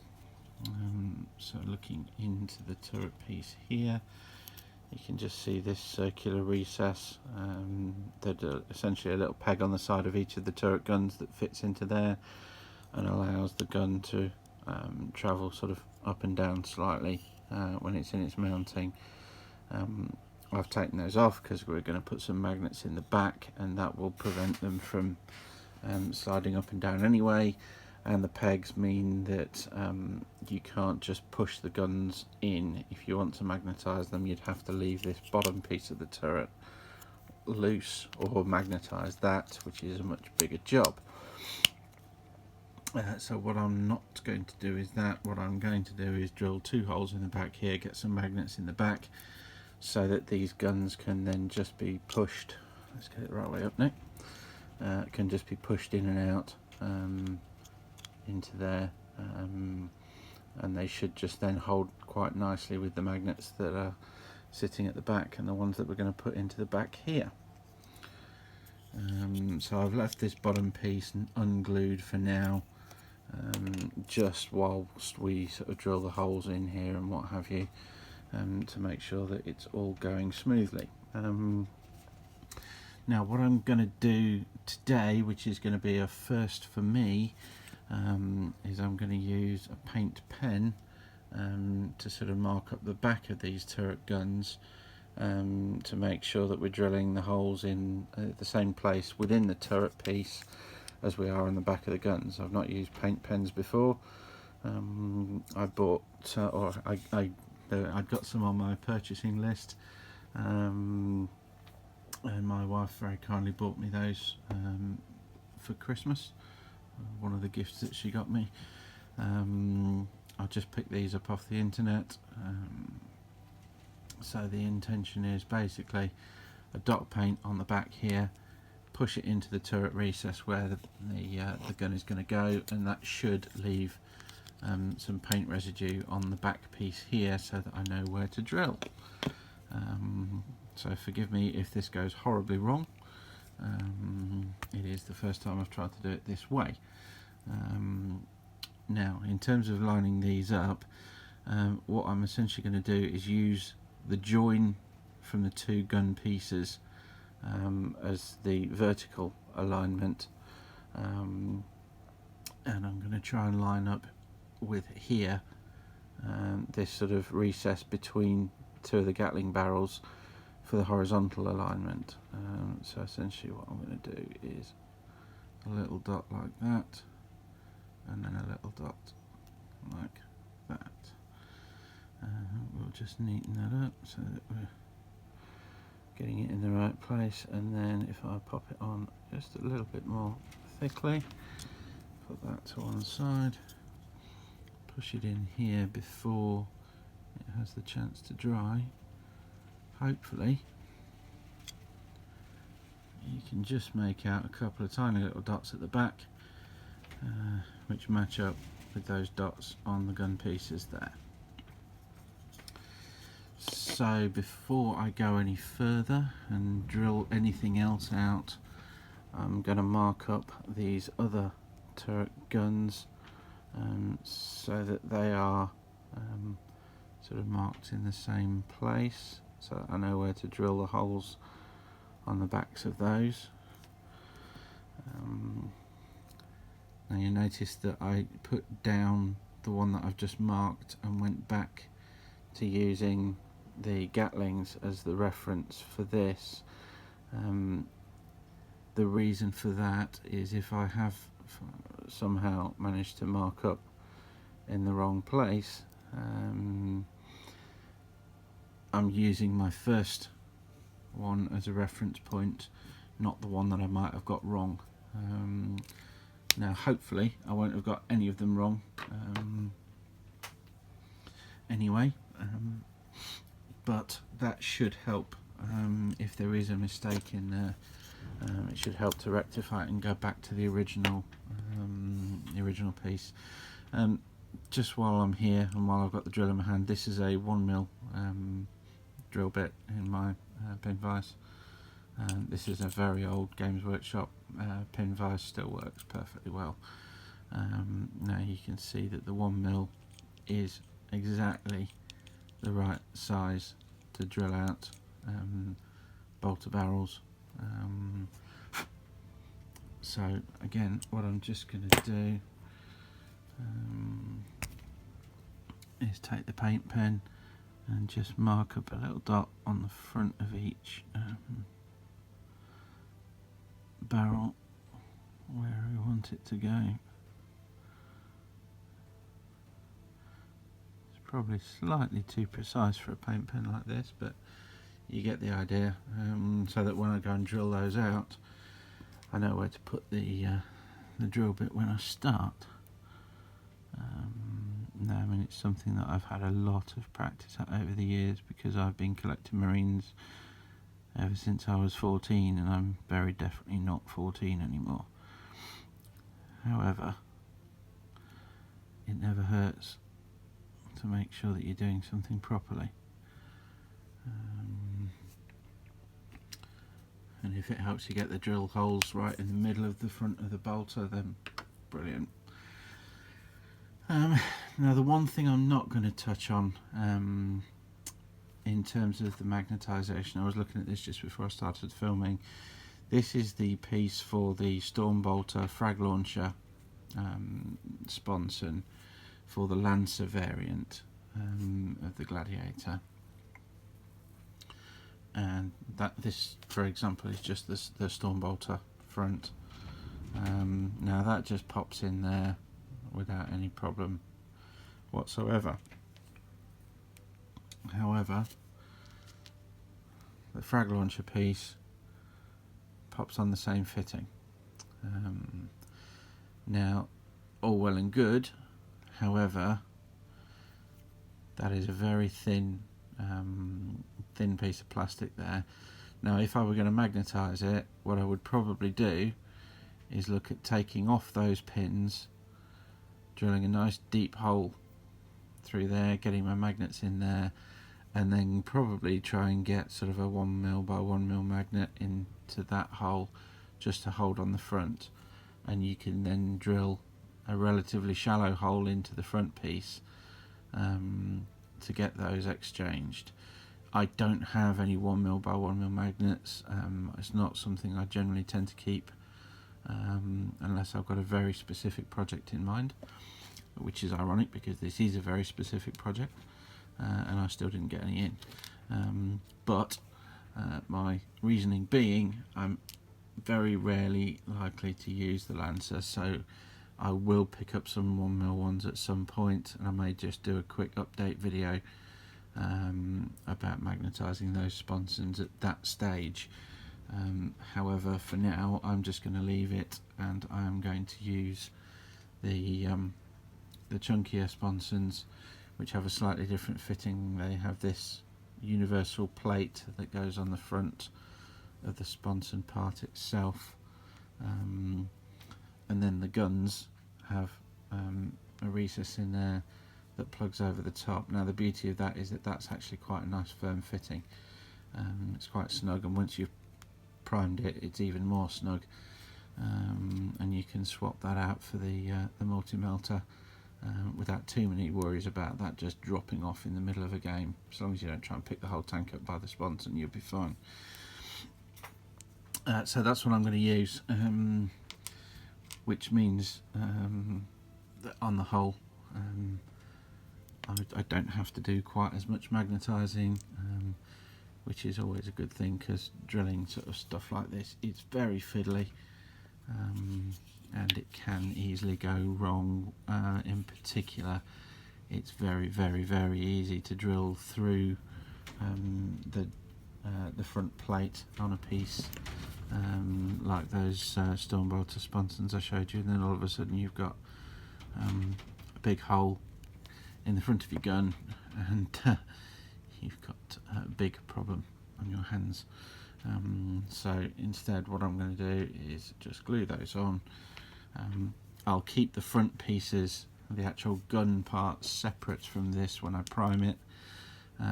So this little peg here will get a little coat of primer on. The hole on the back of the guns will get a coat of primer on it, and albeit it's very thin, it will slightly reduce the gap, the hole, and make the fit even more snug. If you just hold on a second, here's my other sort of Blue Peter moment. So this is the previous Gladiator that I've done. Prep the sponson, and as you can see, that plugs on quite firmly. It's not loose in any way. Now, I mean, I'm going to paint that up even more from there, so we'll get some, we'll get an even tighter fit on that when the tank itself is painted. Now, I mean, this particular fitting, actually, it would be pretty simple to just drill a hole out there, stick a magnet in, and then, particularly on the multi-melter, just recess a magnet into that hole there. If you want to go that far, by all means. I don't think it's necessary, and I'm all for one for sort of not doing something like that if it isn't necessary. So I think what I also mentioned previously is when you're drilling holes like this, always drill a pilot hole. So I mean, this, as I said, is a 1mm drill bit. I don't want to jump straight in with sort of a 2 or a 3 in there. They're more than likely going to force the plastic apart here, or at least stress it to the point where it's trying to separate, and I don't want that. And I mean, you can see just how simple it is, sort of with a 1mm to drill yourself a little pilot hole. Pirate hole? That's too hard for me. Right, sorry. Just drill a little pilot hole in the back there,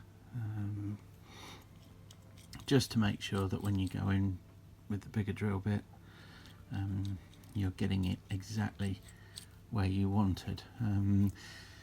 It's not as crucial when you're using a pin vise like this, but if you're using any form of sort of electric drill, I normally use just a sort of a little handheld electric screwdriver to do any pinning, what have you, and recessing of magnets. And as you can imagine, once that thing gets going, it can quite easily go wrong very quickly, spinning at those sorts of speeds.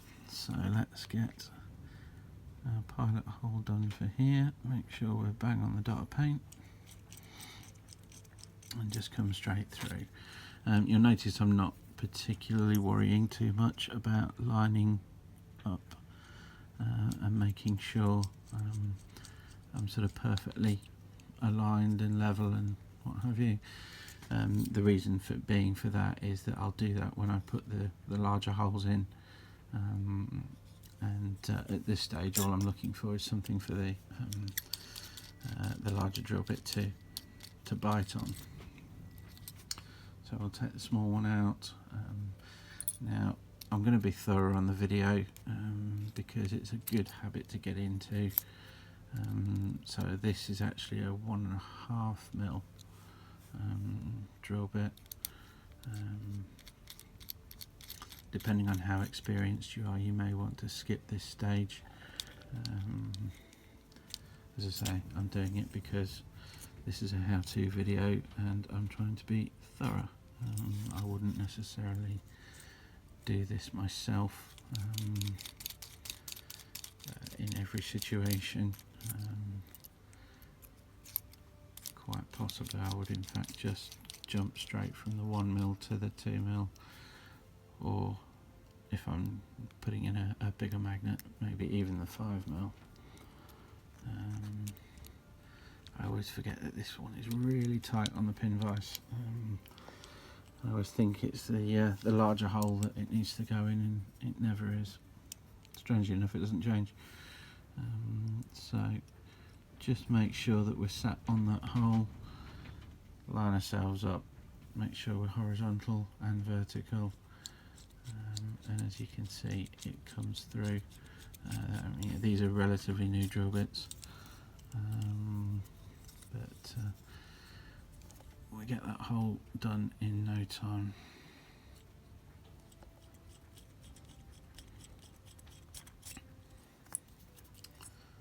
There we go. So I'll just do those on the back of the guns again, and then we'll get to the nitty gritty.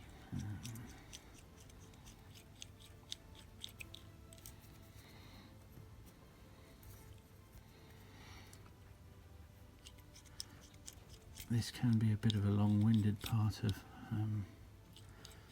assembling a model,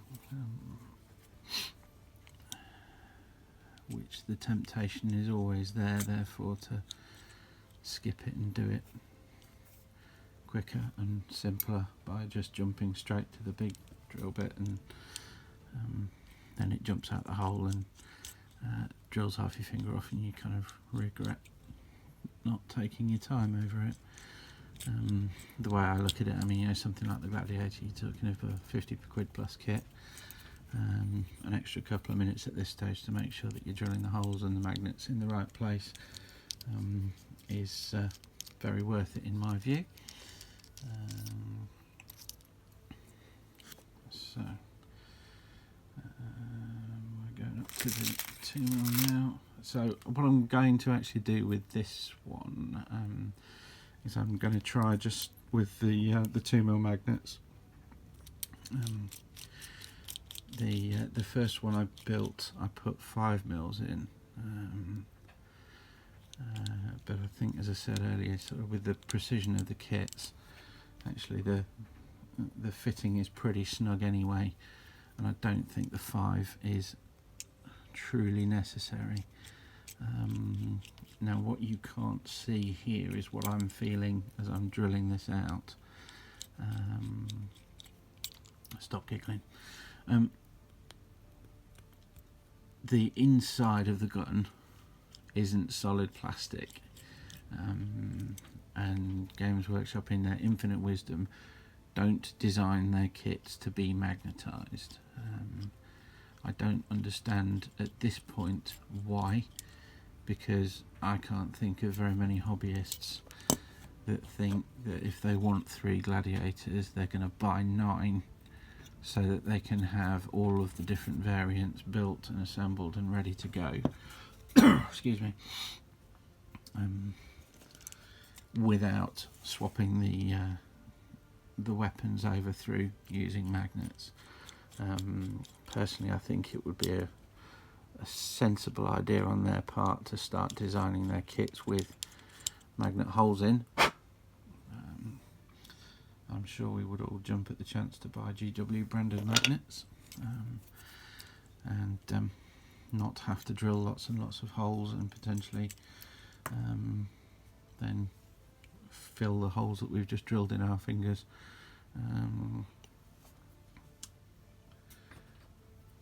Before using a vehicle. So now this is a classic one, a classic part of magnetising any miniature.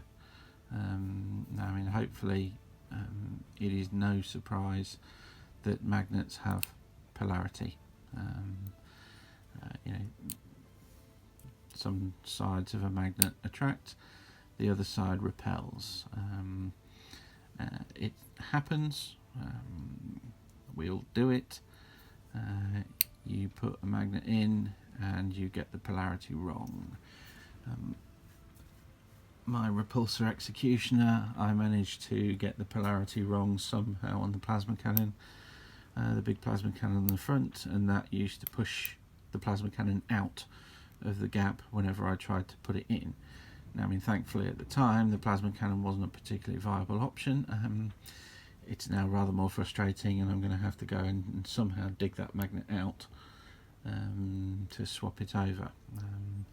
Now, what you can see here is that despite being a fairly experienced hobbyist in terms of magnetising, I've actually got the polarity of the magnets in the turret piece here flipped. So one goes that way around, the other one is actually that way around, and never the twain shall meet. Now that's fine, because the magnets in the back of that Gladiator are also that way round.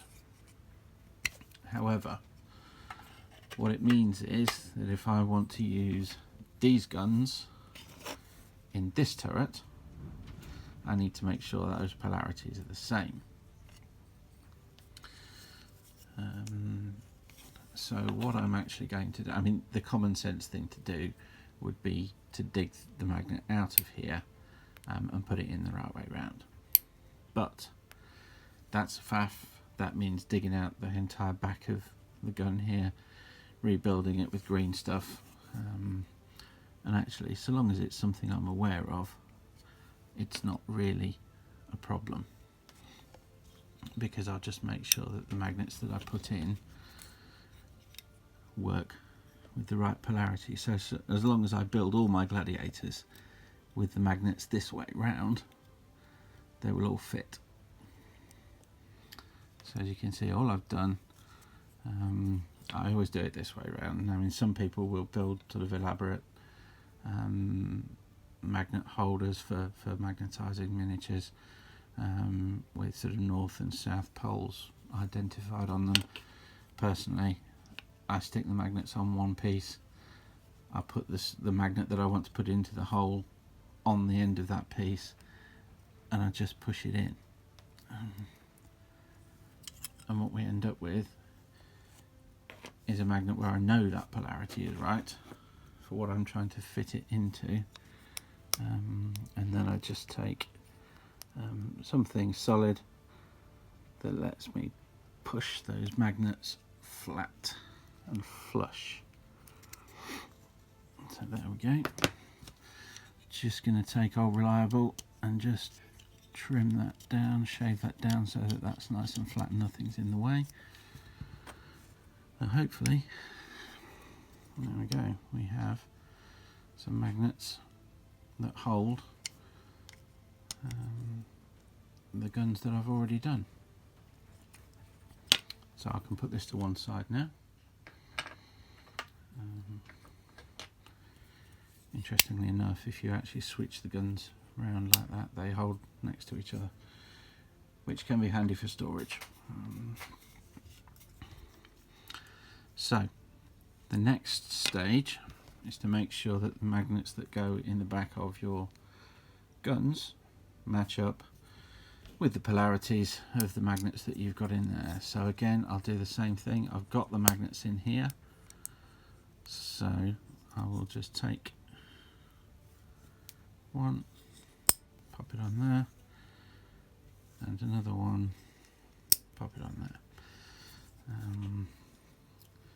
We'll then get the guns that we want to put in there, just push them gently, firmly enough that the magnet sort of takes in the hole that you've prepared for it. Push them in. Now, you might wonder why I'm not using glue. It's simply because the drill bit that I use is perfectly sized to the magnets that I use. They fit nicely. The pull generally isn't strong enough to pull the magnet out, although that one appears to have done just that. Now, if that is the case, and your magnet is popping out the hole, or once you're sure that the polarity is right, don't do this with super glue. This isn't super glue. Super glue would stick your fingers together if you tried doing that. This is actually just all-purpose 60-second glue. Has some of the same stuff in it, but not quite as much of it. And so actually you can sort of brush it off your fingers quickly enough that it doesn't stick your skin together. Just so long as you don't hold your skin together after doing it. That is a Loctite product. Don't go searching for Loctite super glue because you won't find it. It's Loctite all-purpose 60-second glue. So as you can see, that's holding those more than adequately within that recess. So I'm quite comfortable that actually those 2mm magnets are more than enough to do the job I want them to do. So next we will do the gatlings.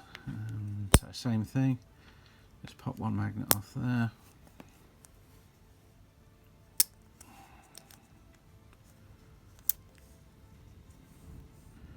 He says nice and simple. There we go. Get the gatlings. Now make sure you hold them the right way up. This narrow part goes at the bottom, this piece here. The wider part of the so the binding goes at the top. So again, just press them gently into place. He says.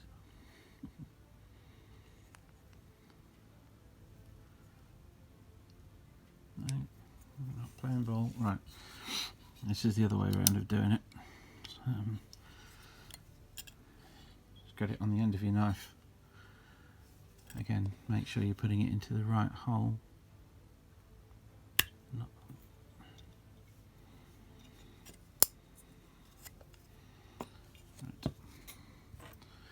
So, in some respects, I'm quite glad this has happened. I mean, yes, a little bit embarrassing when you're doing a magnetising video that you're having to re-drill your holes. However, it does help show that actually this can sometimes be a bit of an iterative process, shall we say. I think I said before, I don't like the phrase trial and error. However, having been an engineer or a trainee engineer at a previous point in my life, iterative means the same thing but sounds cleverer. So there we go, we've picked up the two there, and I'm just going to get the clippers and push those into place nice and firm, and then there we go. Again, we have a turret with some guns that just pop in and out. You notice I've not put the back on, the bottom on the turret piece yet. That'll be the last thing that I do in terms of the magnetising of the turret. Mainly because whatever the bottom piece is off, if I need to go and swap these magnets around that are inside it, I can. As soon as I stick that turret piece on, then we are in a different spot. So I'll just make sure these are, yeah, I suspect what I probably did is not drill out these to the 2 mils. I'm going to blame all of you because I wasn't concentrating on what I was doing, I was talking to the camera instead. So it's all your fault. Definitely not me, and definitely not the fact that I was just doing it wrong. So again, make sure that the gun is the right way up when you're putting it, when you're getting your magnets in. Shouldn't matter too much if you've got the polarity right on both of those magnets. However, it's good practice to get into, even if that is the case. There we go. Just push those in nice and flush and flat. And there we go, final turret, final weapon done. So now we can glue the base plate on. You could put some super glue in there if you wanted. As I say, I'm not that bothered because I know that the magnets that I use are exactly the same size as the drill bit that I've used to drill the holes, and the pull won't pull that magnet out unless you've drilled it wrong in some way. So again, make sure that you're gluing it on in the right way up. This raised ring goes into the hull of the tank, so it pokes out at the bottom as we look at it like this. There we go. That's on there. The top hatch that I did the other day, or in your case about 5 minutes ago, sorry, more like half an hour ago, that's all dry now, and as you can see, it doesn't get in the way of the guns that you're popping in there. It does just sit slightly short of them,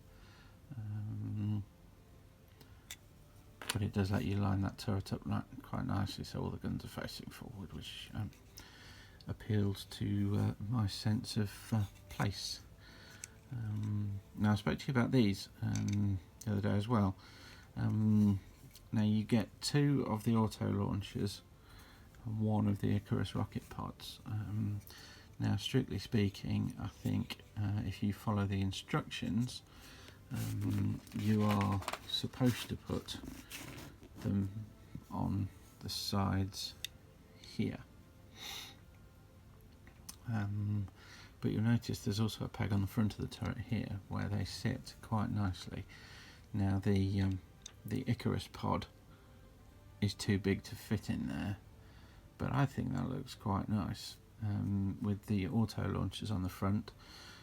It also makes sense that you'd be wanting probably to be firing your smoke in the direction that your turret is pointing, added to which it then lets you put the Icarus launcher on the side. So that's what I'm going to do.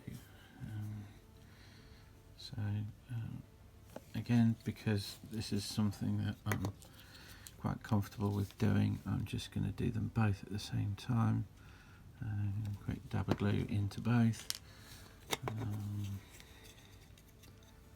we'll just offer that up to there and 1 up to there, and as you can probably make out, it does sit perfectly down that angle of the chassis. It doesn't poke out anywhere. I don't think it looks odd.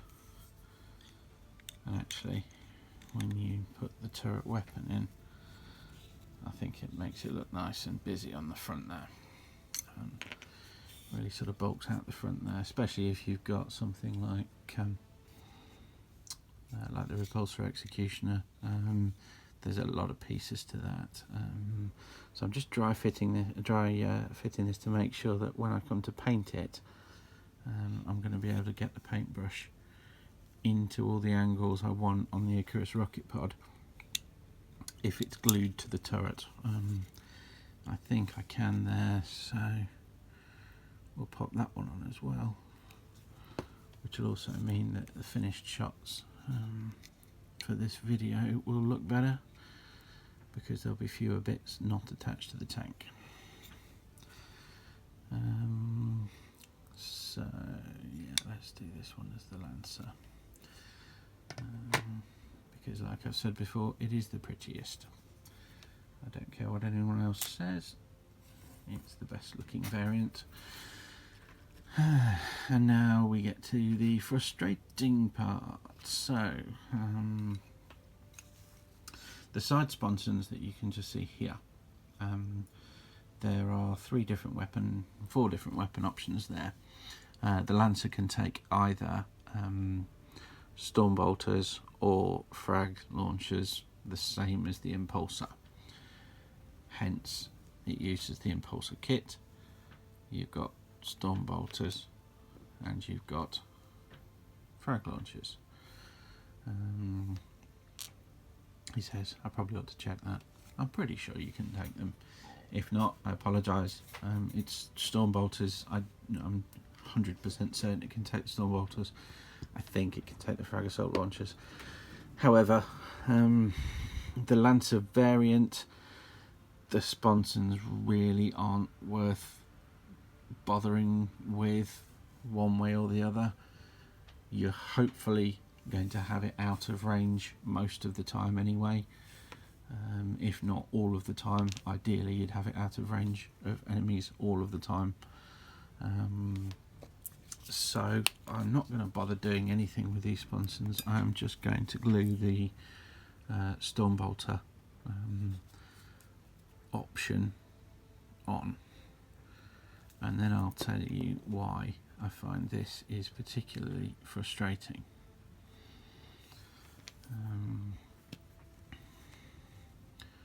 I promise you there is a reason. I'm not just being an old grumpy git. I am an old grumpy git, but that's not why this is frustrating.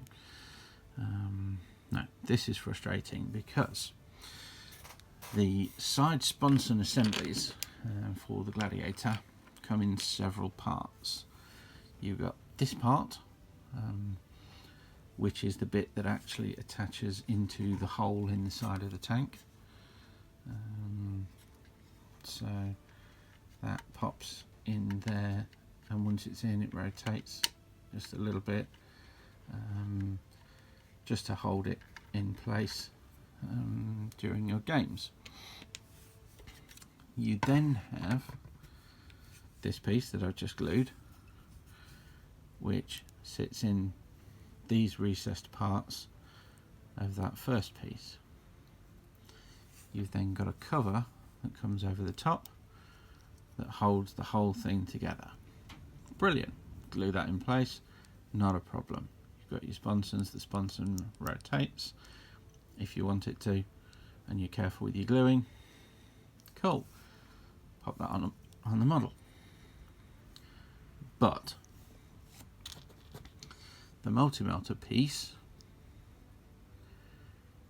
is a bit big for GW's aesthetic on the impulsor sponson.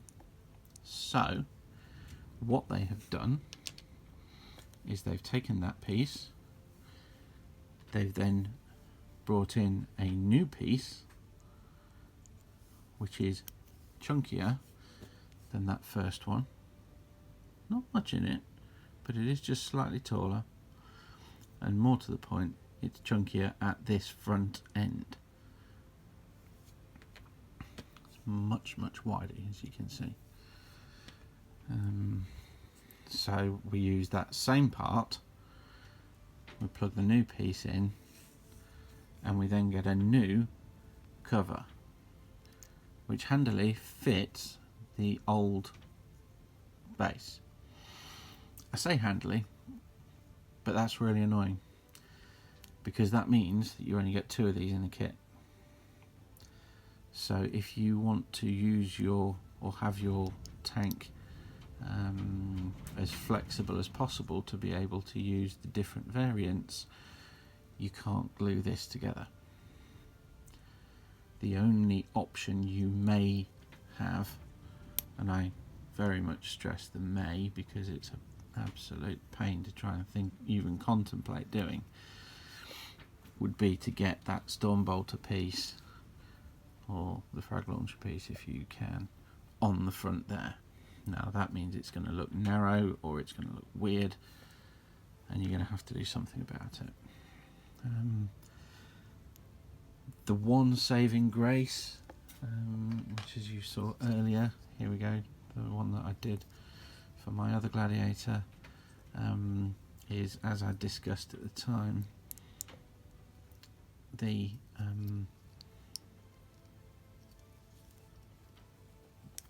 manufacturing of these pieces is now so precise that the application of primer makes these a snug fit. As you can see, that was actually a bit of quite a bit of effort to get this cover piece off. Again, you have to make sure you prime the inside as well as the outside. If you don't do that, it's not making that fit tighter. And as we all know, a tight fit is what you're looking for. So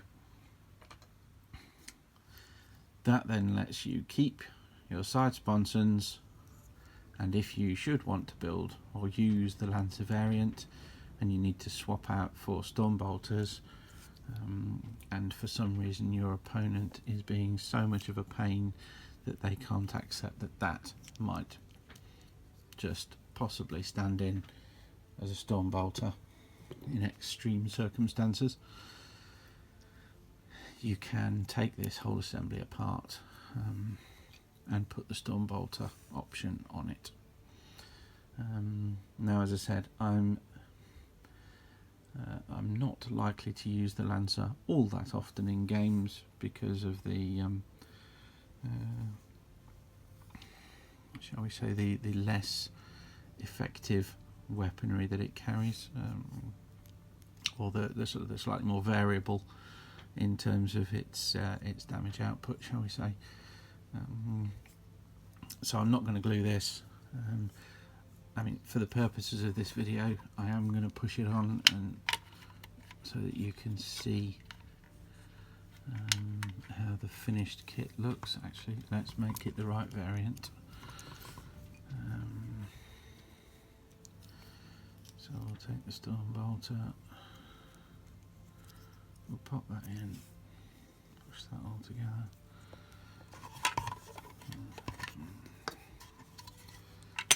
And we'll just fit that on. Of course, for this, it's now going to be annoying and prove why you need to prime those pieces to make them all nice and snug, because it's going to fall off while I'm doing this bit of the video. So there we go, you've got the two sponsons on there. I'll stand that down, turret on,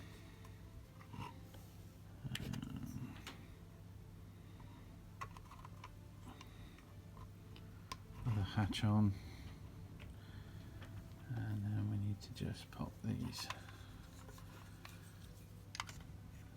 repulsor plates on as well, just for the final finished videos.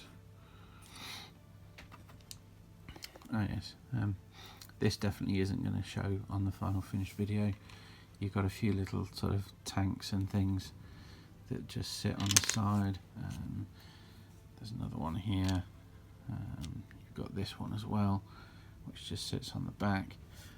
I will prime all of those separately and paint them, because having glued them onto my repulsor and my repulsor executioner before I painted it, I discovered just exactly how much of a pain it really is to try and paint neatly around those. Now, as I've said, I am a bit of a maniac when it comes to painting and highlighting all of those sorts of pieces. So if you feel that you're quite comfortable gluing those on and painting around them, you crack on and do that. I will painstakingly highlight every single piece and not be able to see it on the gaming table at the end of things. So there we have it, a finished Gladiator, magnetised to take alternative weapon variants. And no, I'm not going to then take the side sponsions off to show you how easy it is to swap the variants between them. What I am going to do is show you just how simple it can be to swap the main turret weapon out. This one, far more of a pain, and annoyingly trying to pick those up separately, well, I think quite frankly you won't. I can't see a situation where you'd get those easily in any way, shape or form on eBay. It's certainly not, or any of the bit sites, but certainly not for a reasonable price. I know if someone offered to buy those from me, I would tell them exactly where to get off, and if they insisted, I may very well be a millionaire, albeit a millionaire with 2 holes in the side of his impulsors. So yeah, there you go. Nice, simple. It's a lovely kit to build, it really is. I mean, if you want to do something like I've done here, yes, I do recommend that you cut all the pieces off, glue them all separately. I mean, this has taken me longer to build because I'm doing the video. I'm not sure what we've got to in total, probably somewhere in the region of maybe 2.5–3 hours, but I know I've waffled on quite a bit, and certainly if you are just sort of focusing on sitting there and building your tank, you will be able to crack through it a lot quicker. I'll just pop these on the back just for completeness, and then I am going to make tracks and go and hide in the warm, away from the wind and the sound of rain.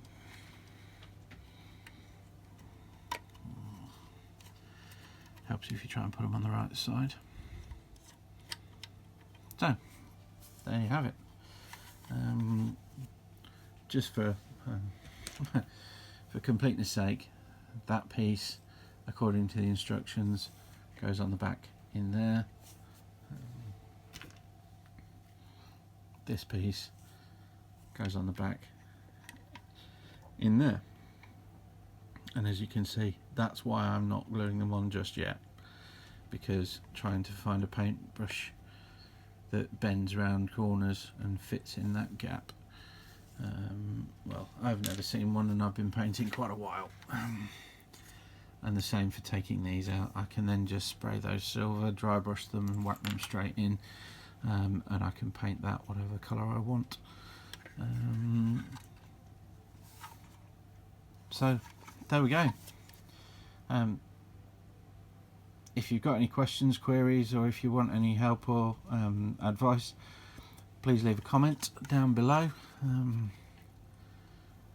As usual, if you want to follow me, there is a button that you can do so, and it will notify you whenever I post up new videos. I am planning on doing this bit of the magnetisation bit as a separate video as well, so you'll get the full Gladiator build and you'll get the magnetisation part separately. I think my next build is probably going to be introducing my next project.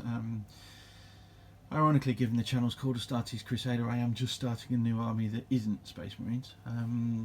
However, in the meantime, I have picked up some more stuff over Christmas. Thank you very much to my beloved wife, who bought me the Reaver Lieutenant, model that I've been wanting for a very long time. I say very long time, basically ever since he was released. I'm going to look at doing something slightly different with the knife here. My Space Marines are a Raven Guard successor chapter,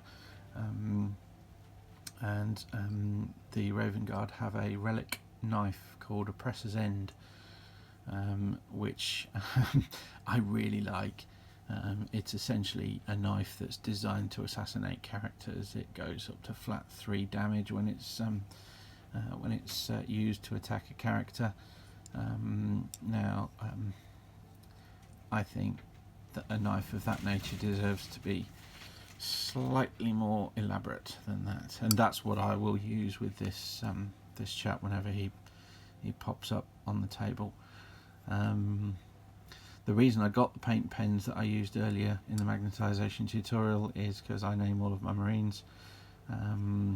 Hopefully at some point I will get proper sort of nameplates to come on here, but in the meantime the idea is I've got 6 white paint pens, I think it is, so they'll all be having their names imprinted on the bottom of the bases there.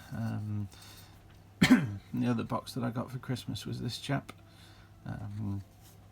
He is the 4th Boltstorm Aggressor in my collection. The intention is that all of my squads will be in multiples of 5. So despite the fact the aggressors come in boxes of 3, I'm going to have 6. I'll have sort of 6 models, but there will only be 5 in the squad. Now, what I'm going to do, or the intention, sorry, that's the chair creaking that I'm sitting on. I just dropped the end of the pin vise. So the intention is that the squad will have 5 guys in it, and I'll use the spare parts to build myself a Gravis Lieutenant. I do realise they don't exist in the Codex, but I am fairly certain that at some point in the future we might be able to see one. And in the meantime, I want to be able to have in my collection a guy that stands next to my Gravis Captain when he's finally released, in Gravis armour, looking like he's sort of part of the proper company structure. The reason being there is that the sort of narrative behind my my Swords of Dawn is that each company fights almost exclusively in a specific type of armour. So when a captain is elevated to his rank, he chooses the sort of the modus operandi, for want of a better phrase, of the company that he's to command, and as such he decides whether or not they will be a Phobos company, a Tacticus company, or a Gravis company.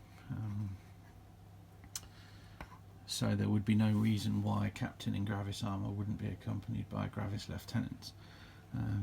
Can't do it in the game at the moment, but hopefully at some point in the future, when we next get a new Space Marine Codex, we'll get some expansion of or further expansion of the range, should I say. I do appreciate that there's a lot of Xenos and Chaos races that need a lot of love before that, and I'm certainly not sort of banging my fist on the table claiming that Space Marines need a Gravis Lieutenant. But with Phobos Lieutenants around and Tacticus Lieutenants around, it seems a slight gap in the range at the moment not to have a Gravis Lieutenant. So I'm going to build myself one or two anyway, and take it from there. So thank you for watching. If you stuck all the way through, thank you very much. Appreciate if you would sort of share the video with anyone that you feel might benefit from watching it, and I'll see you in the next one. Take care for now.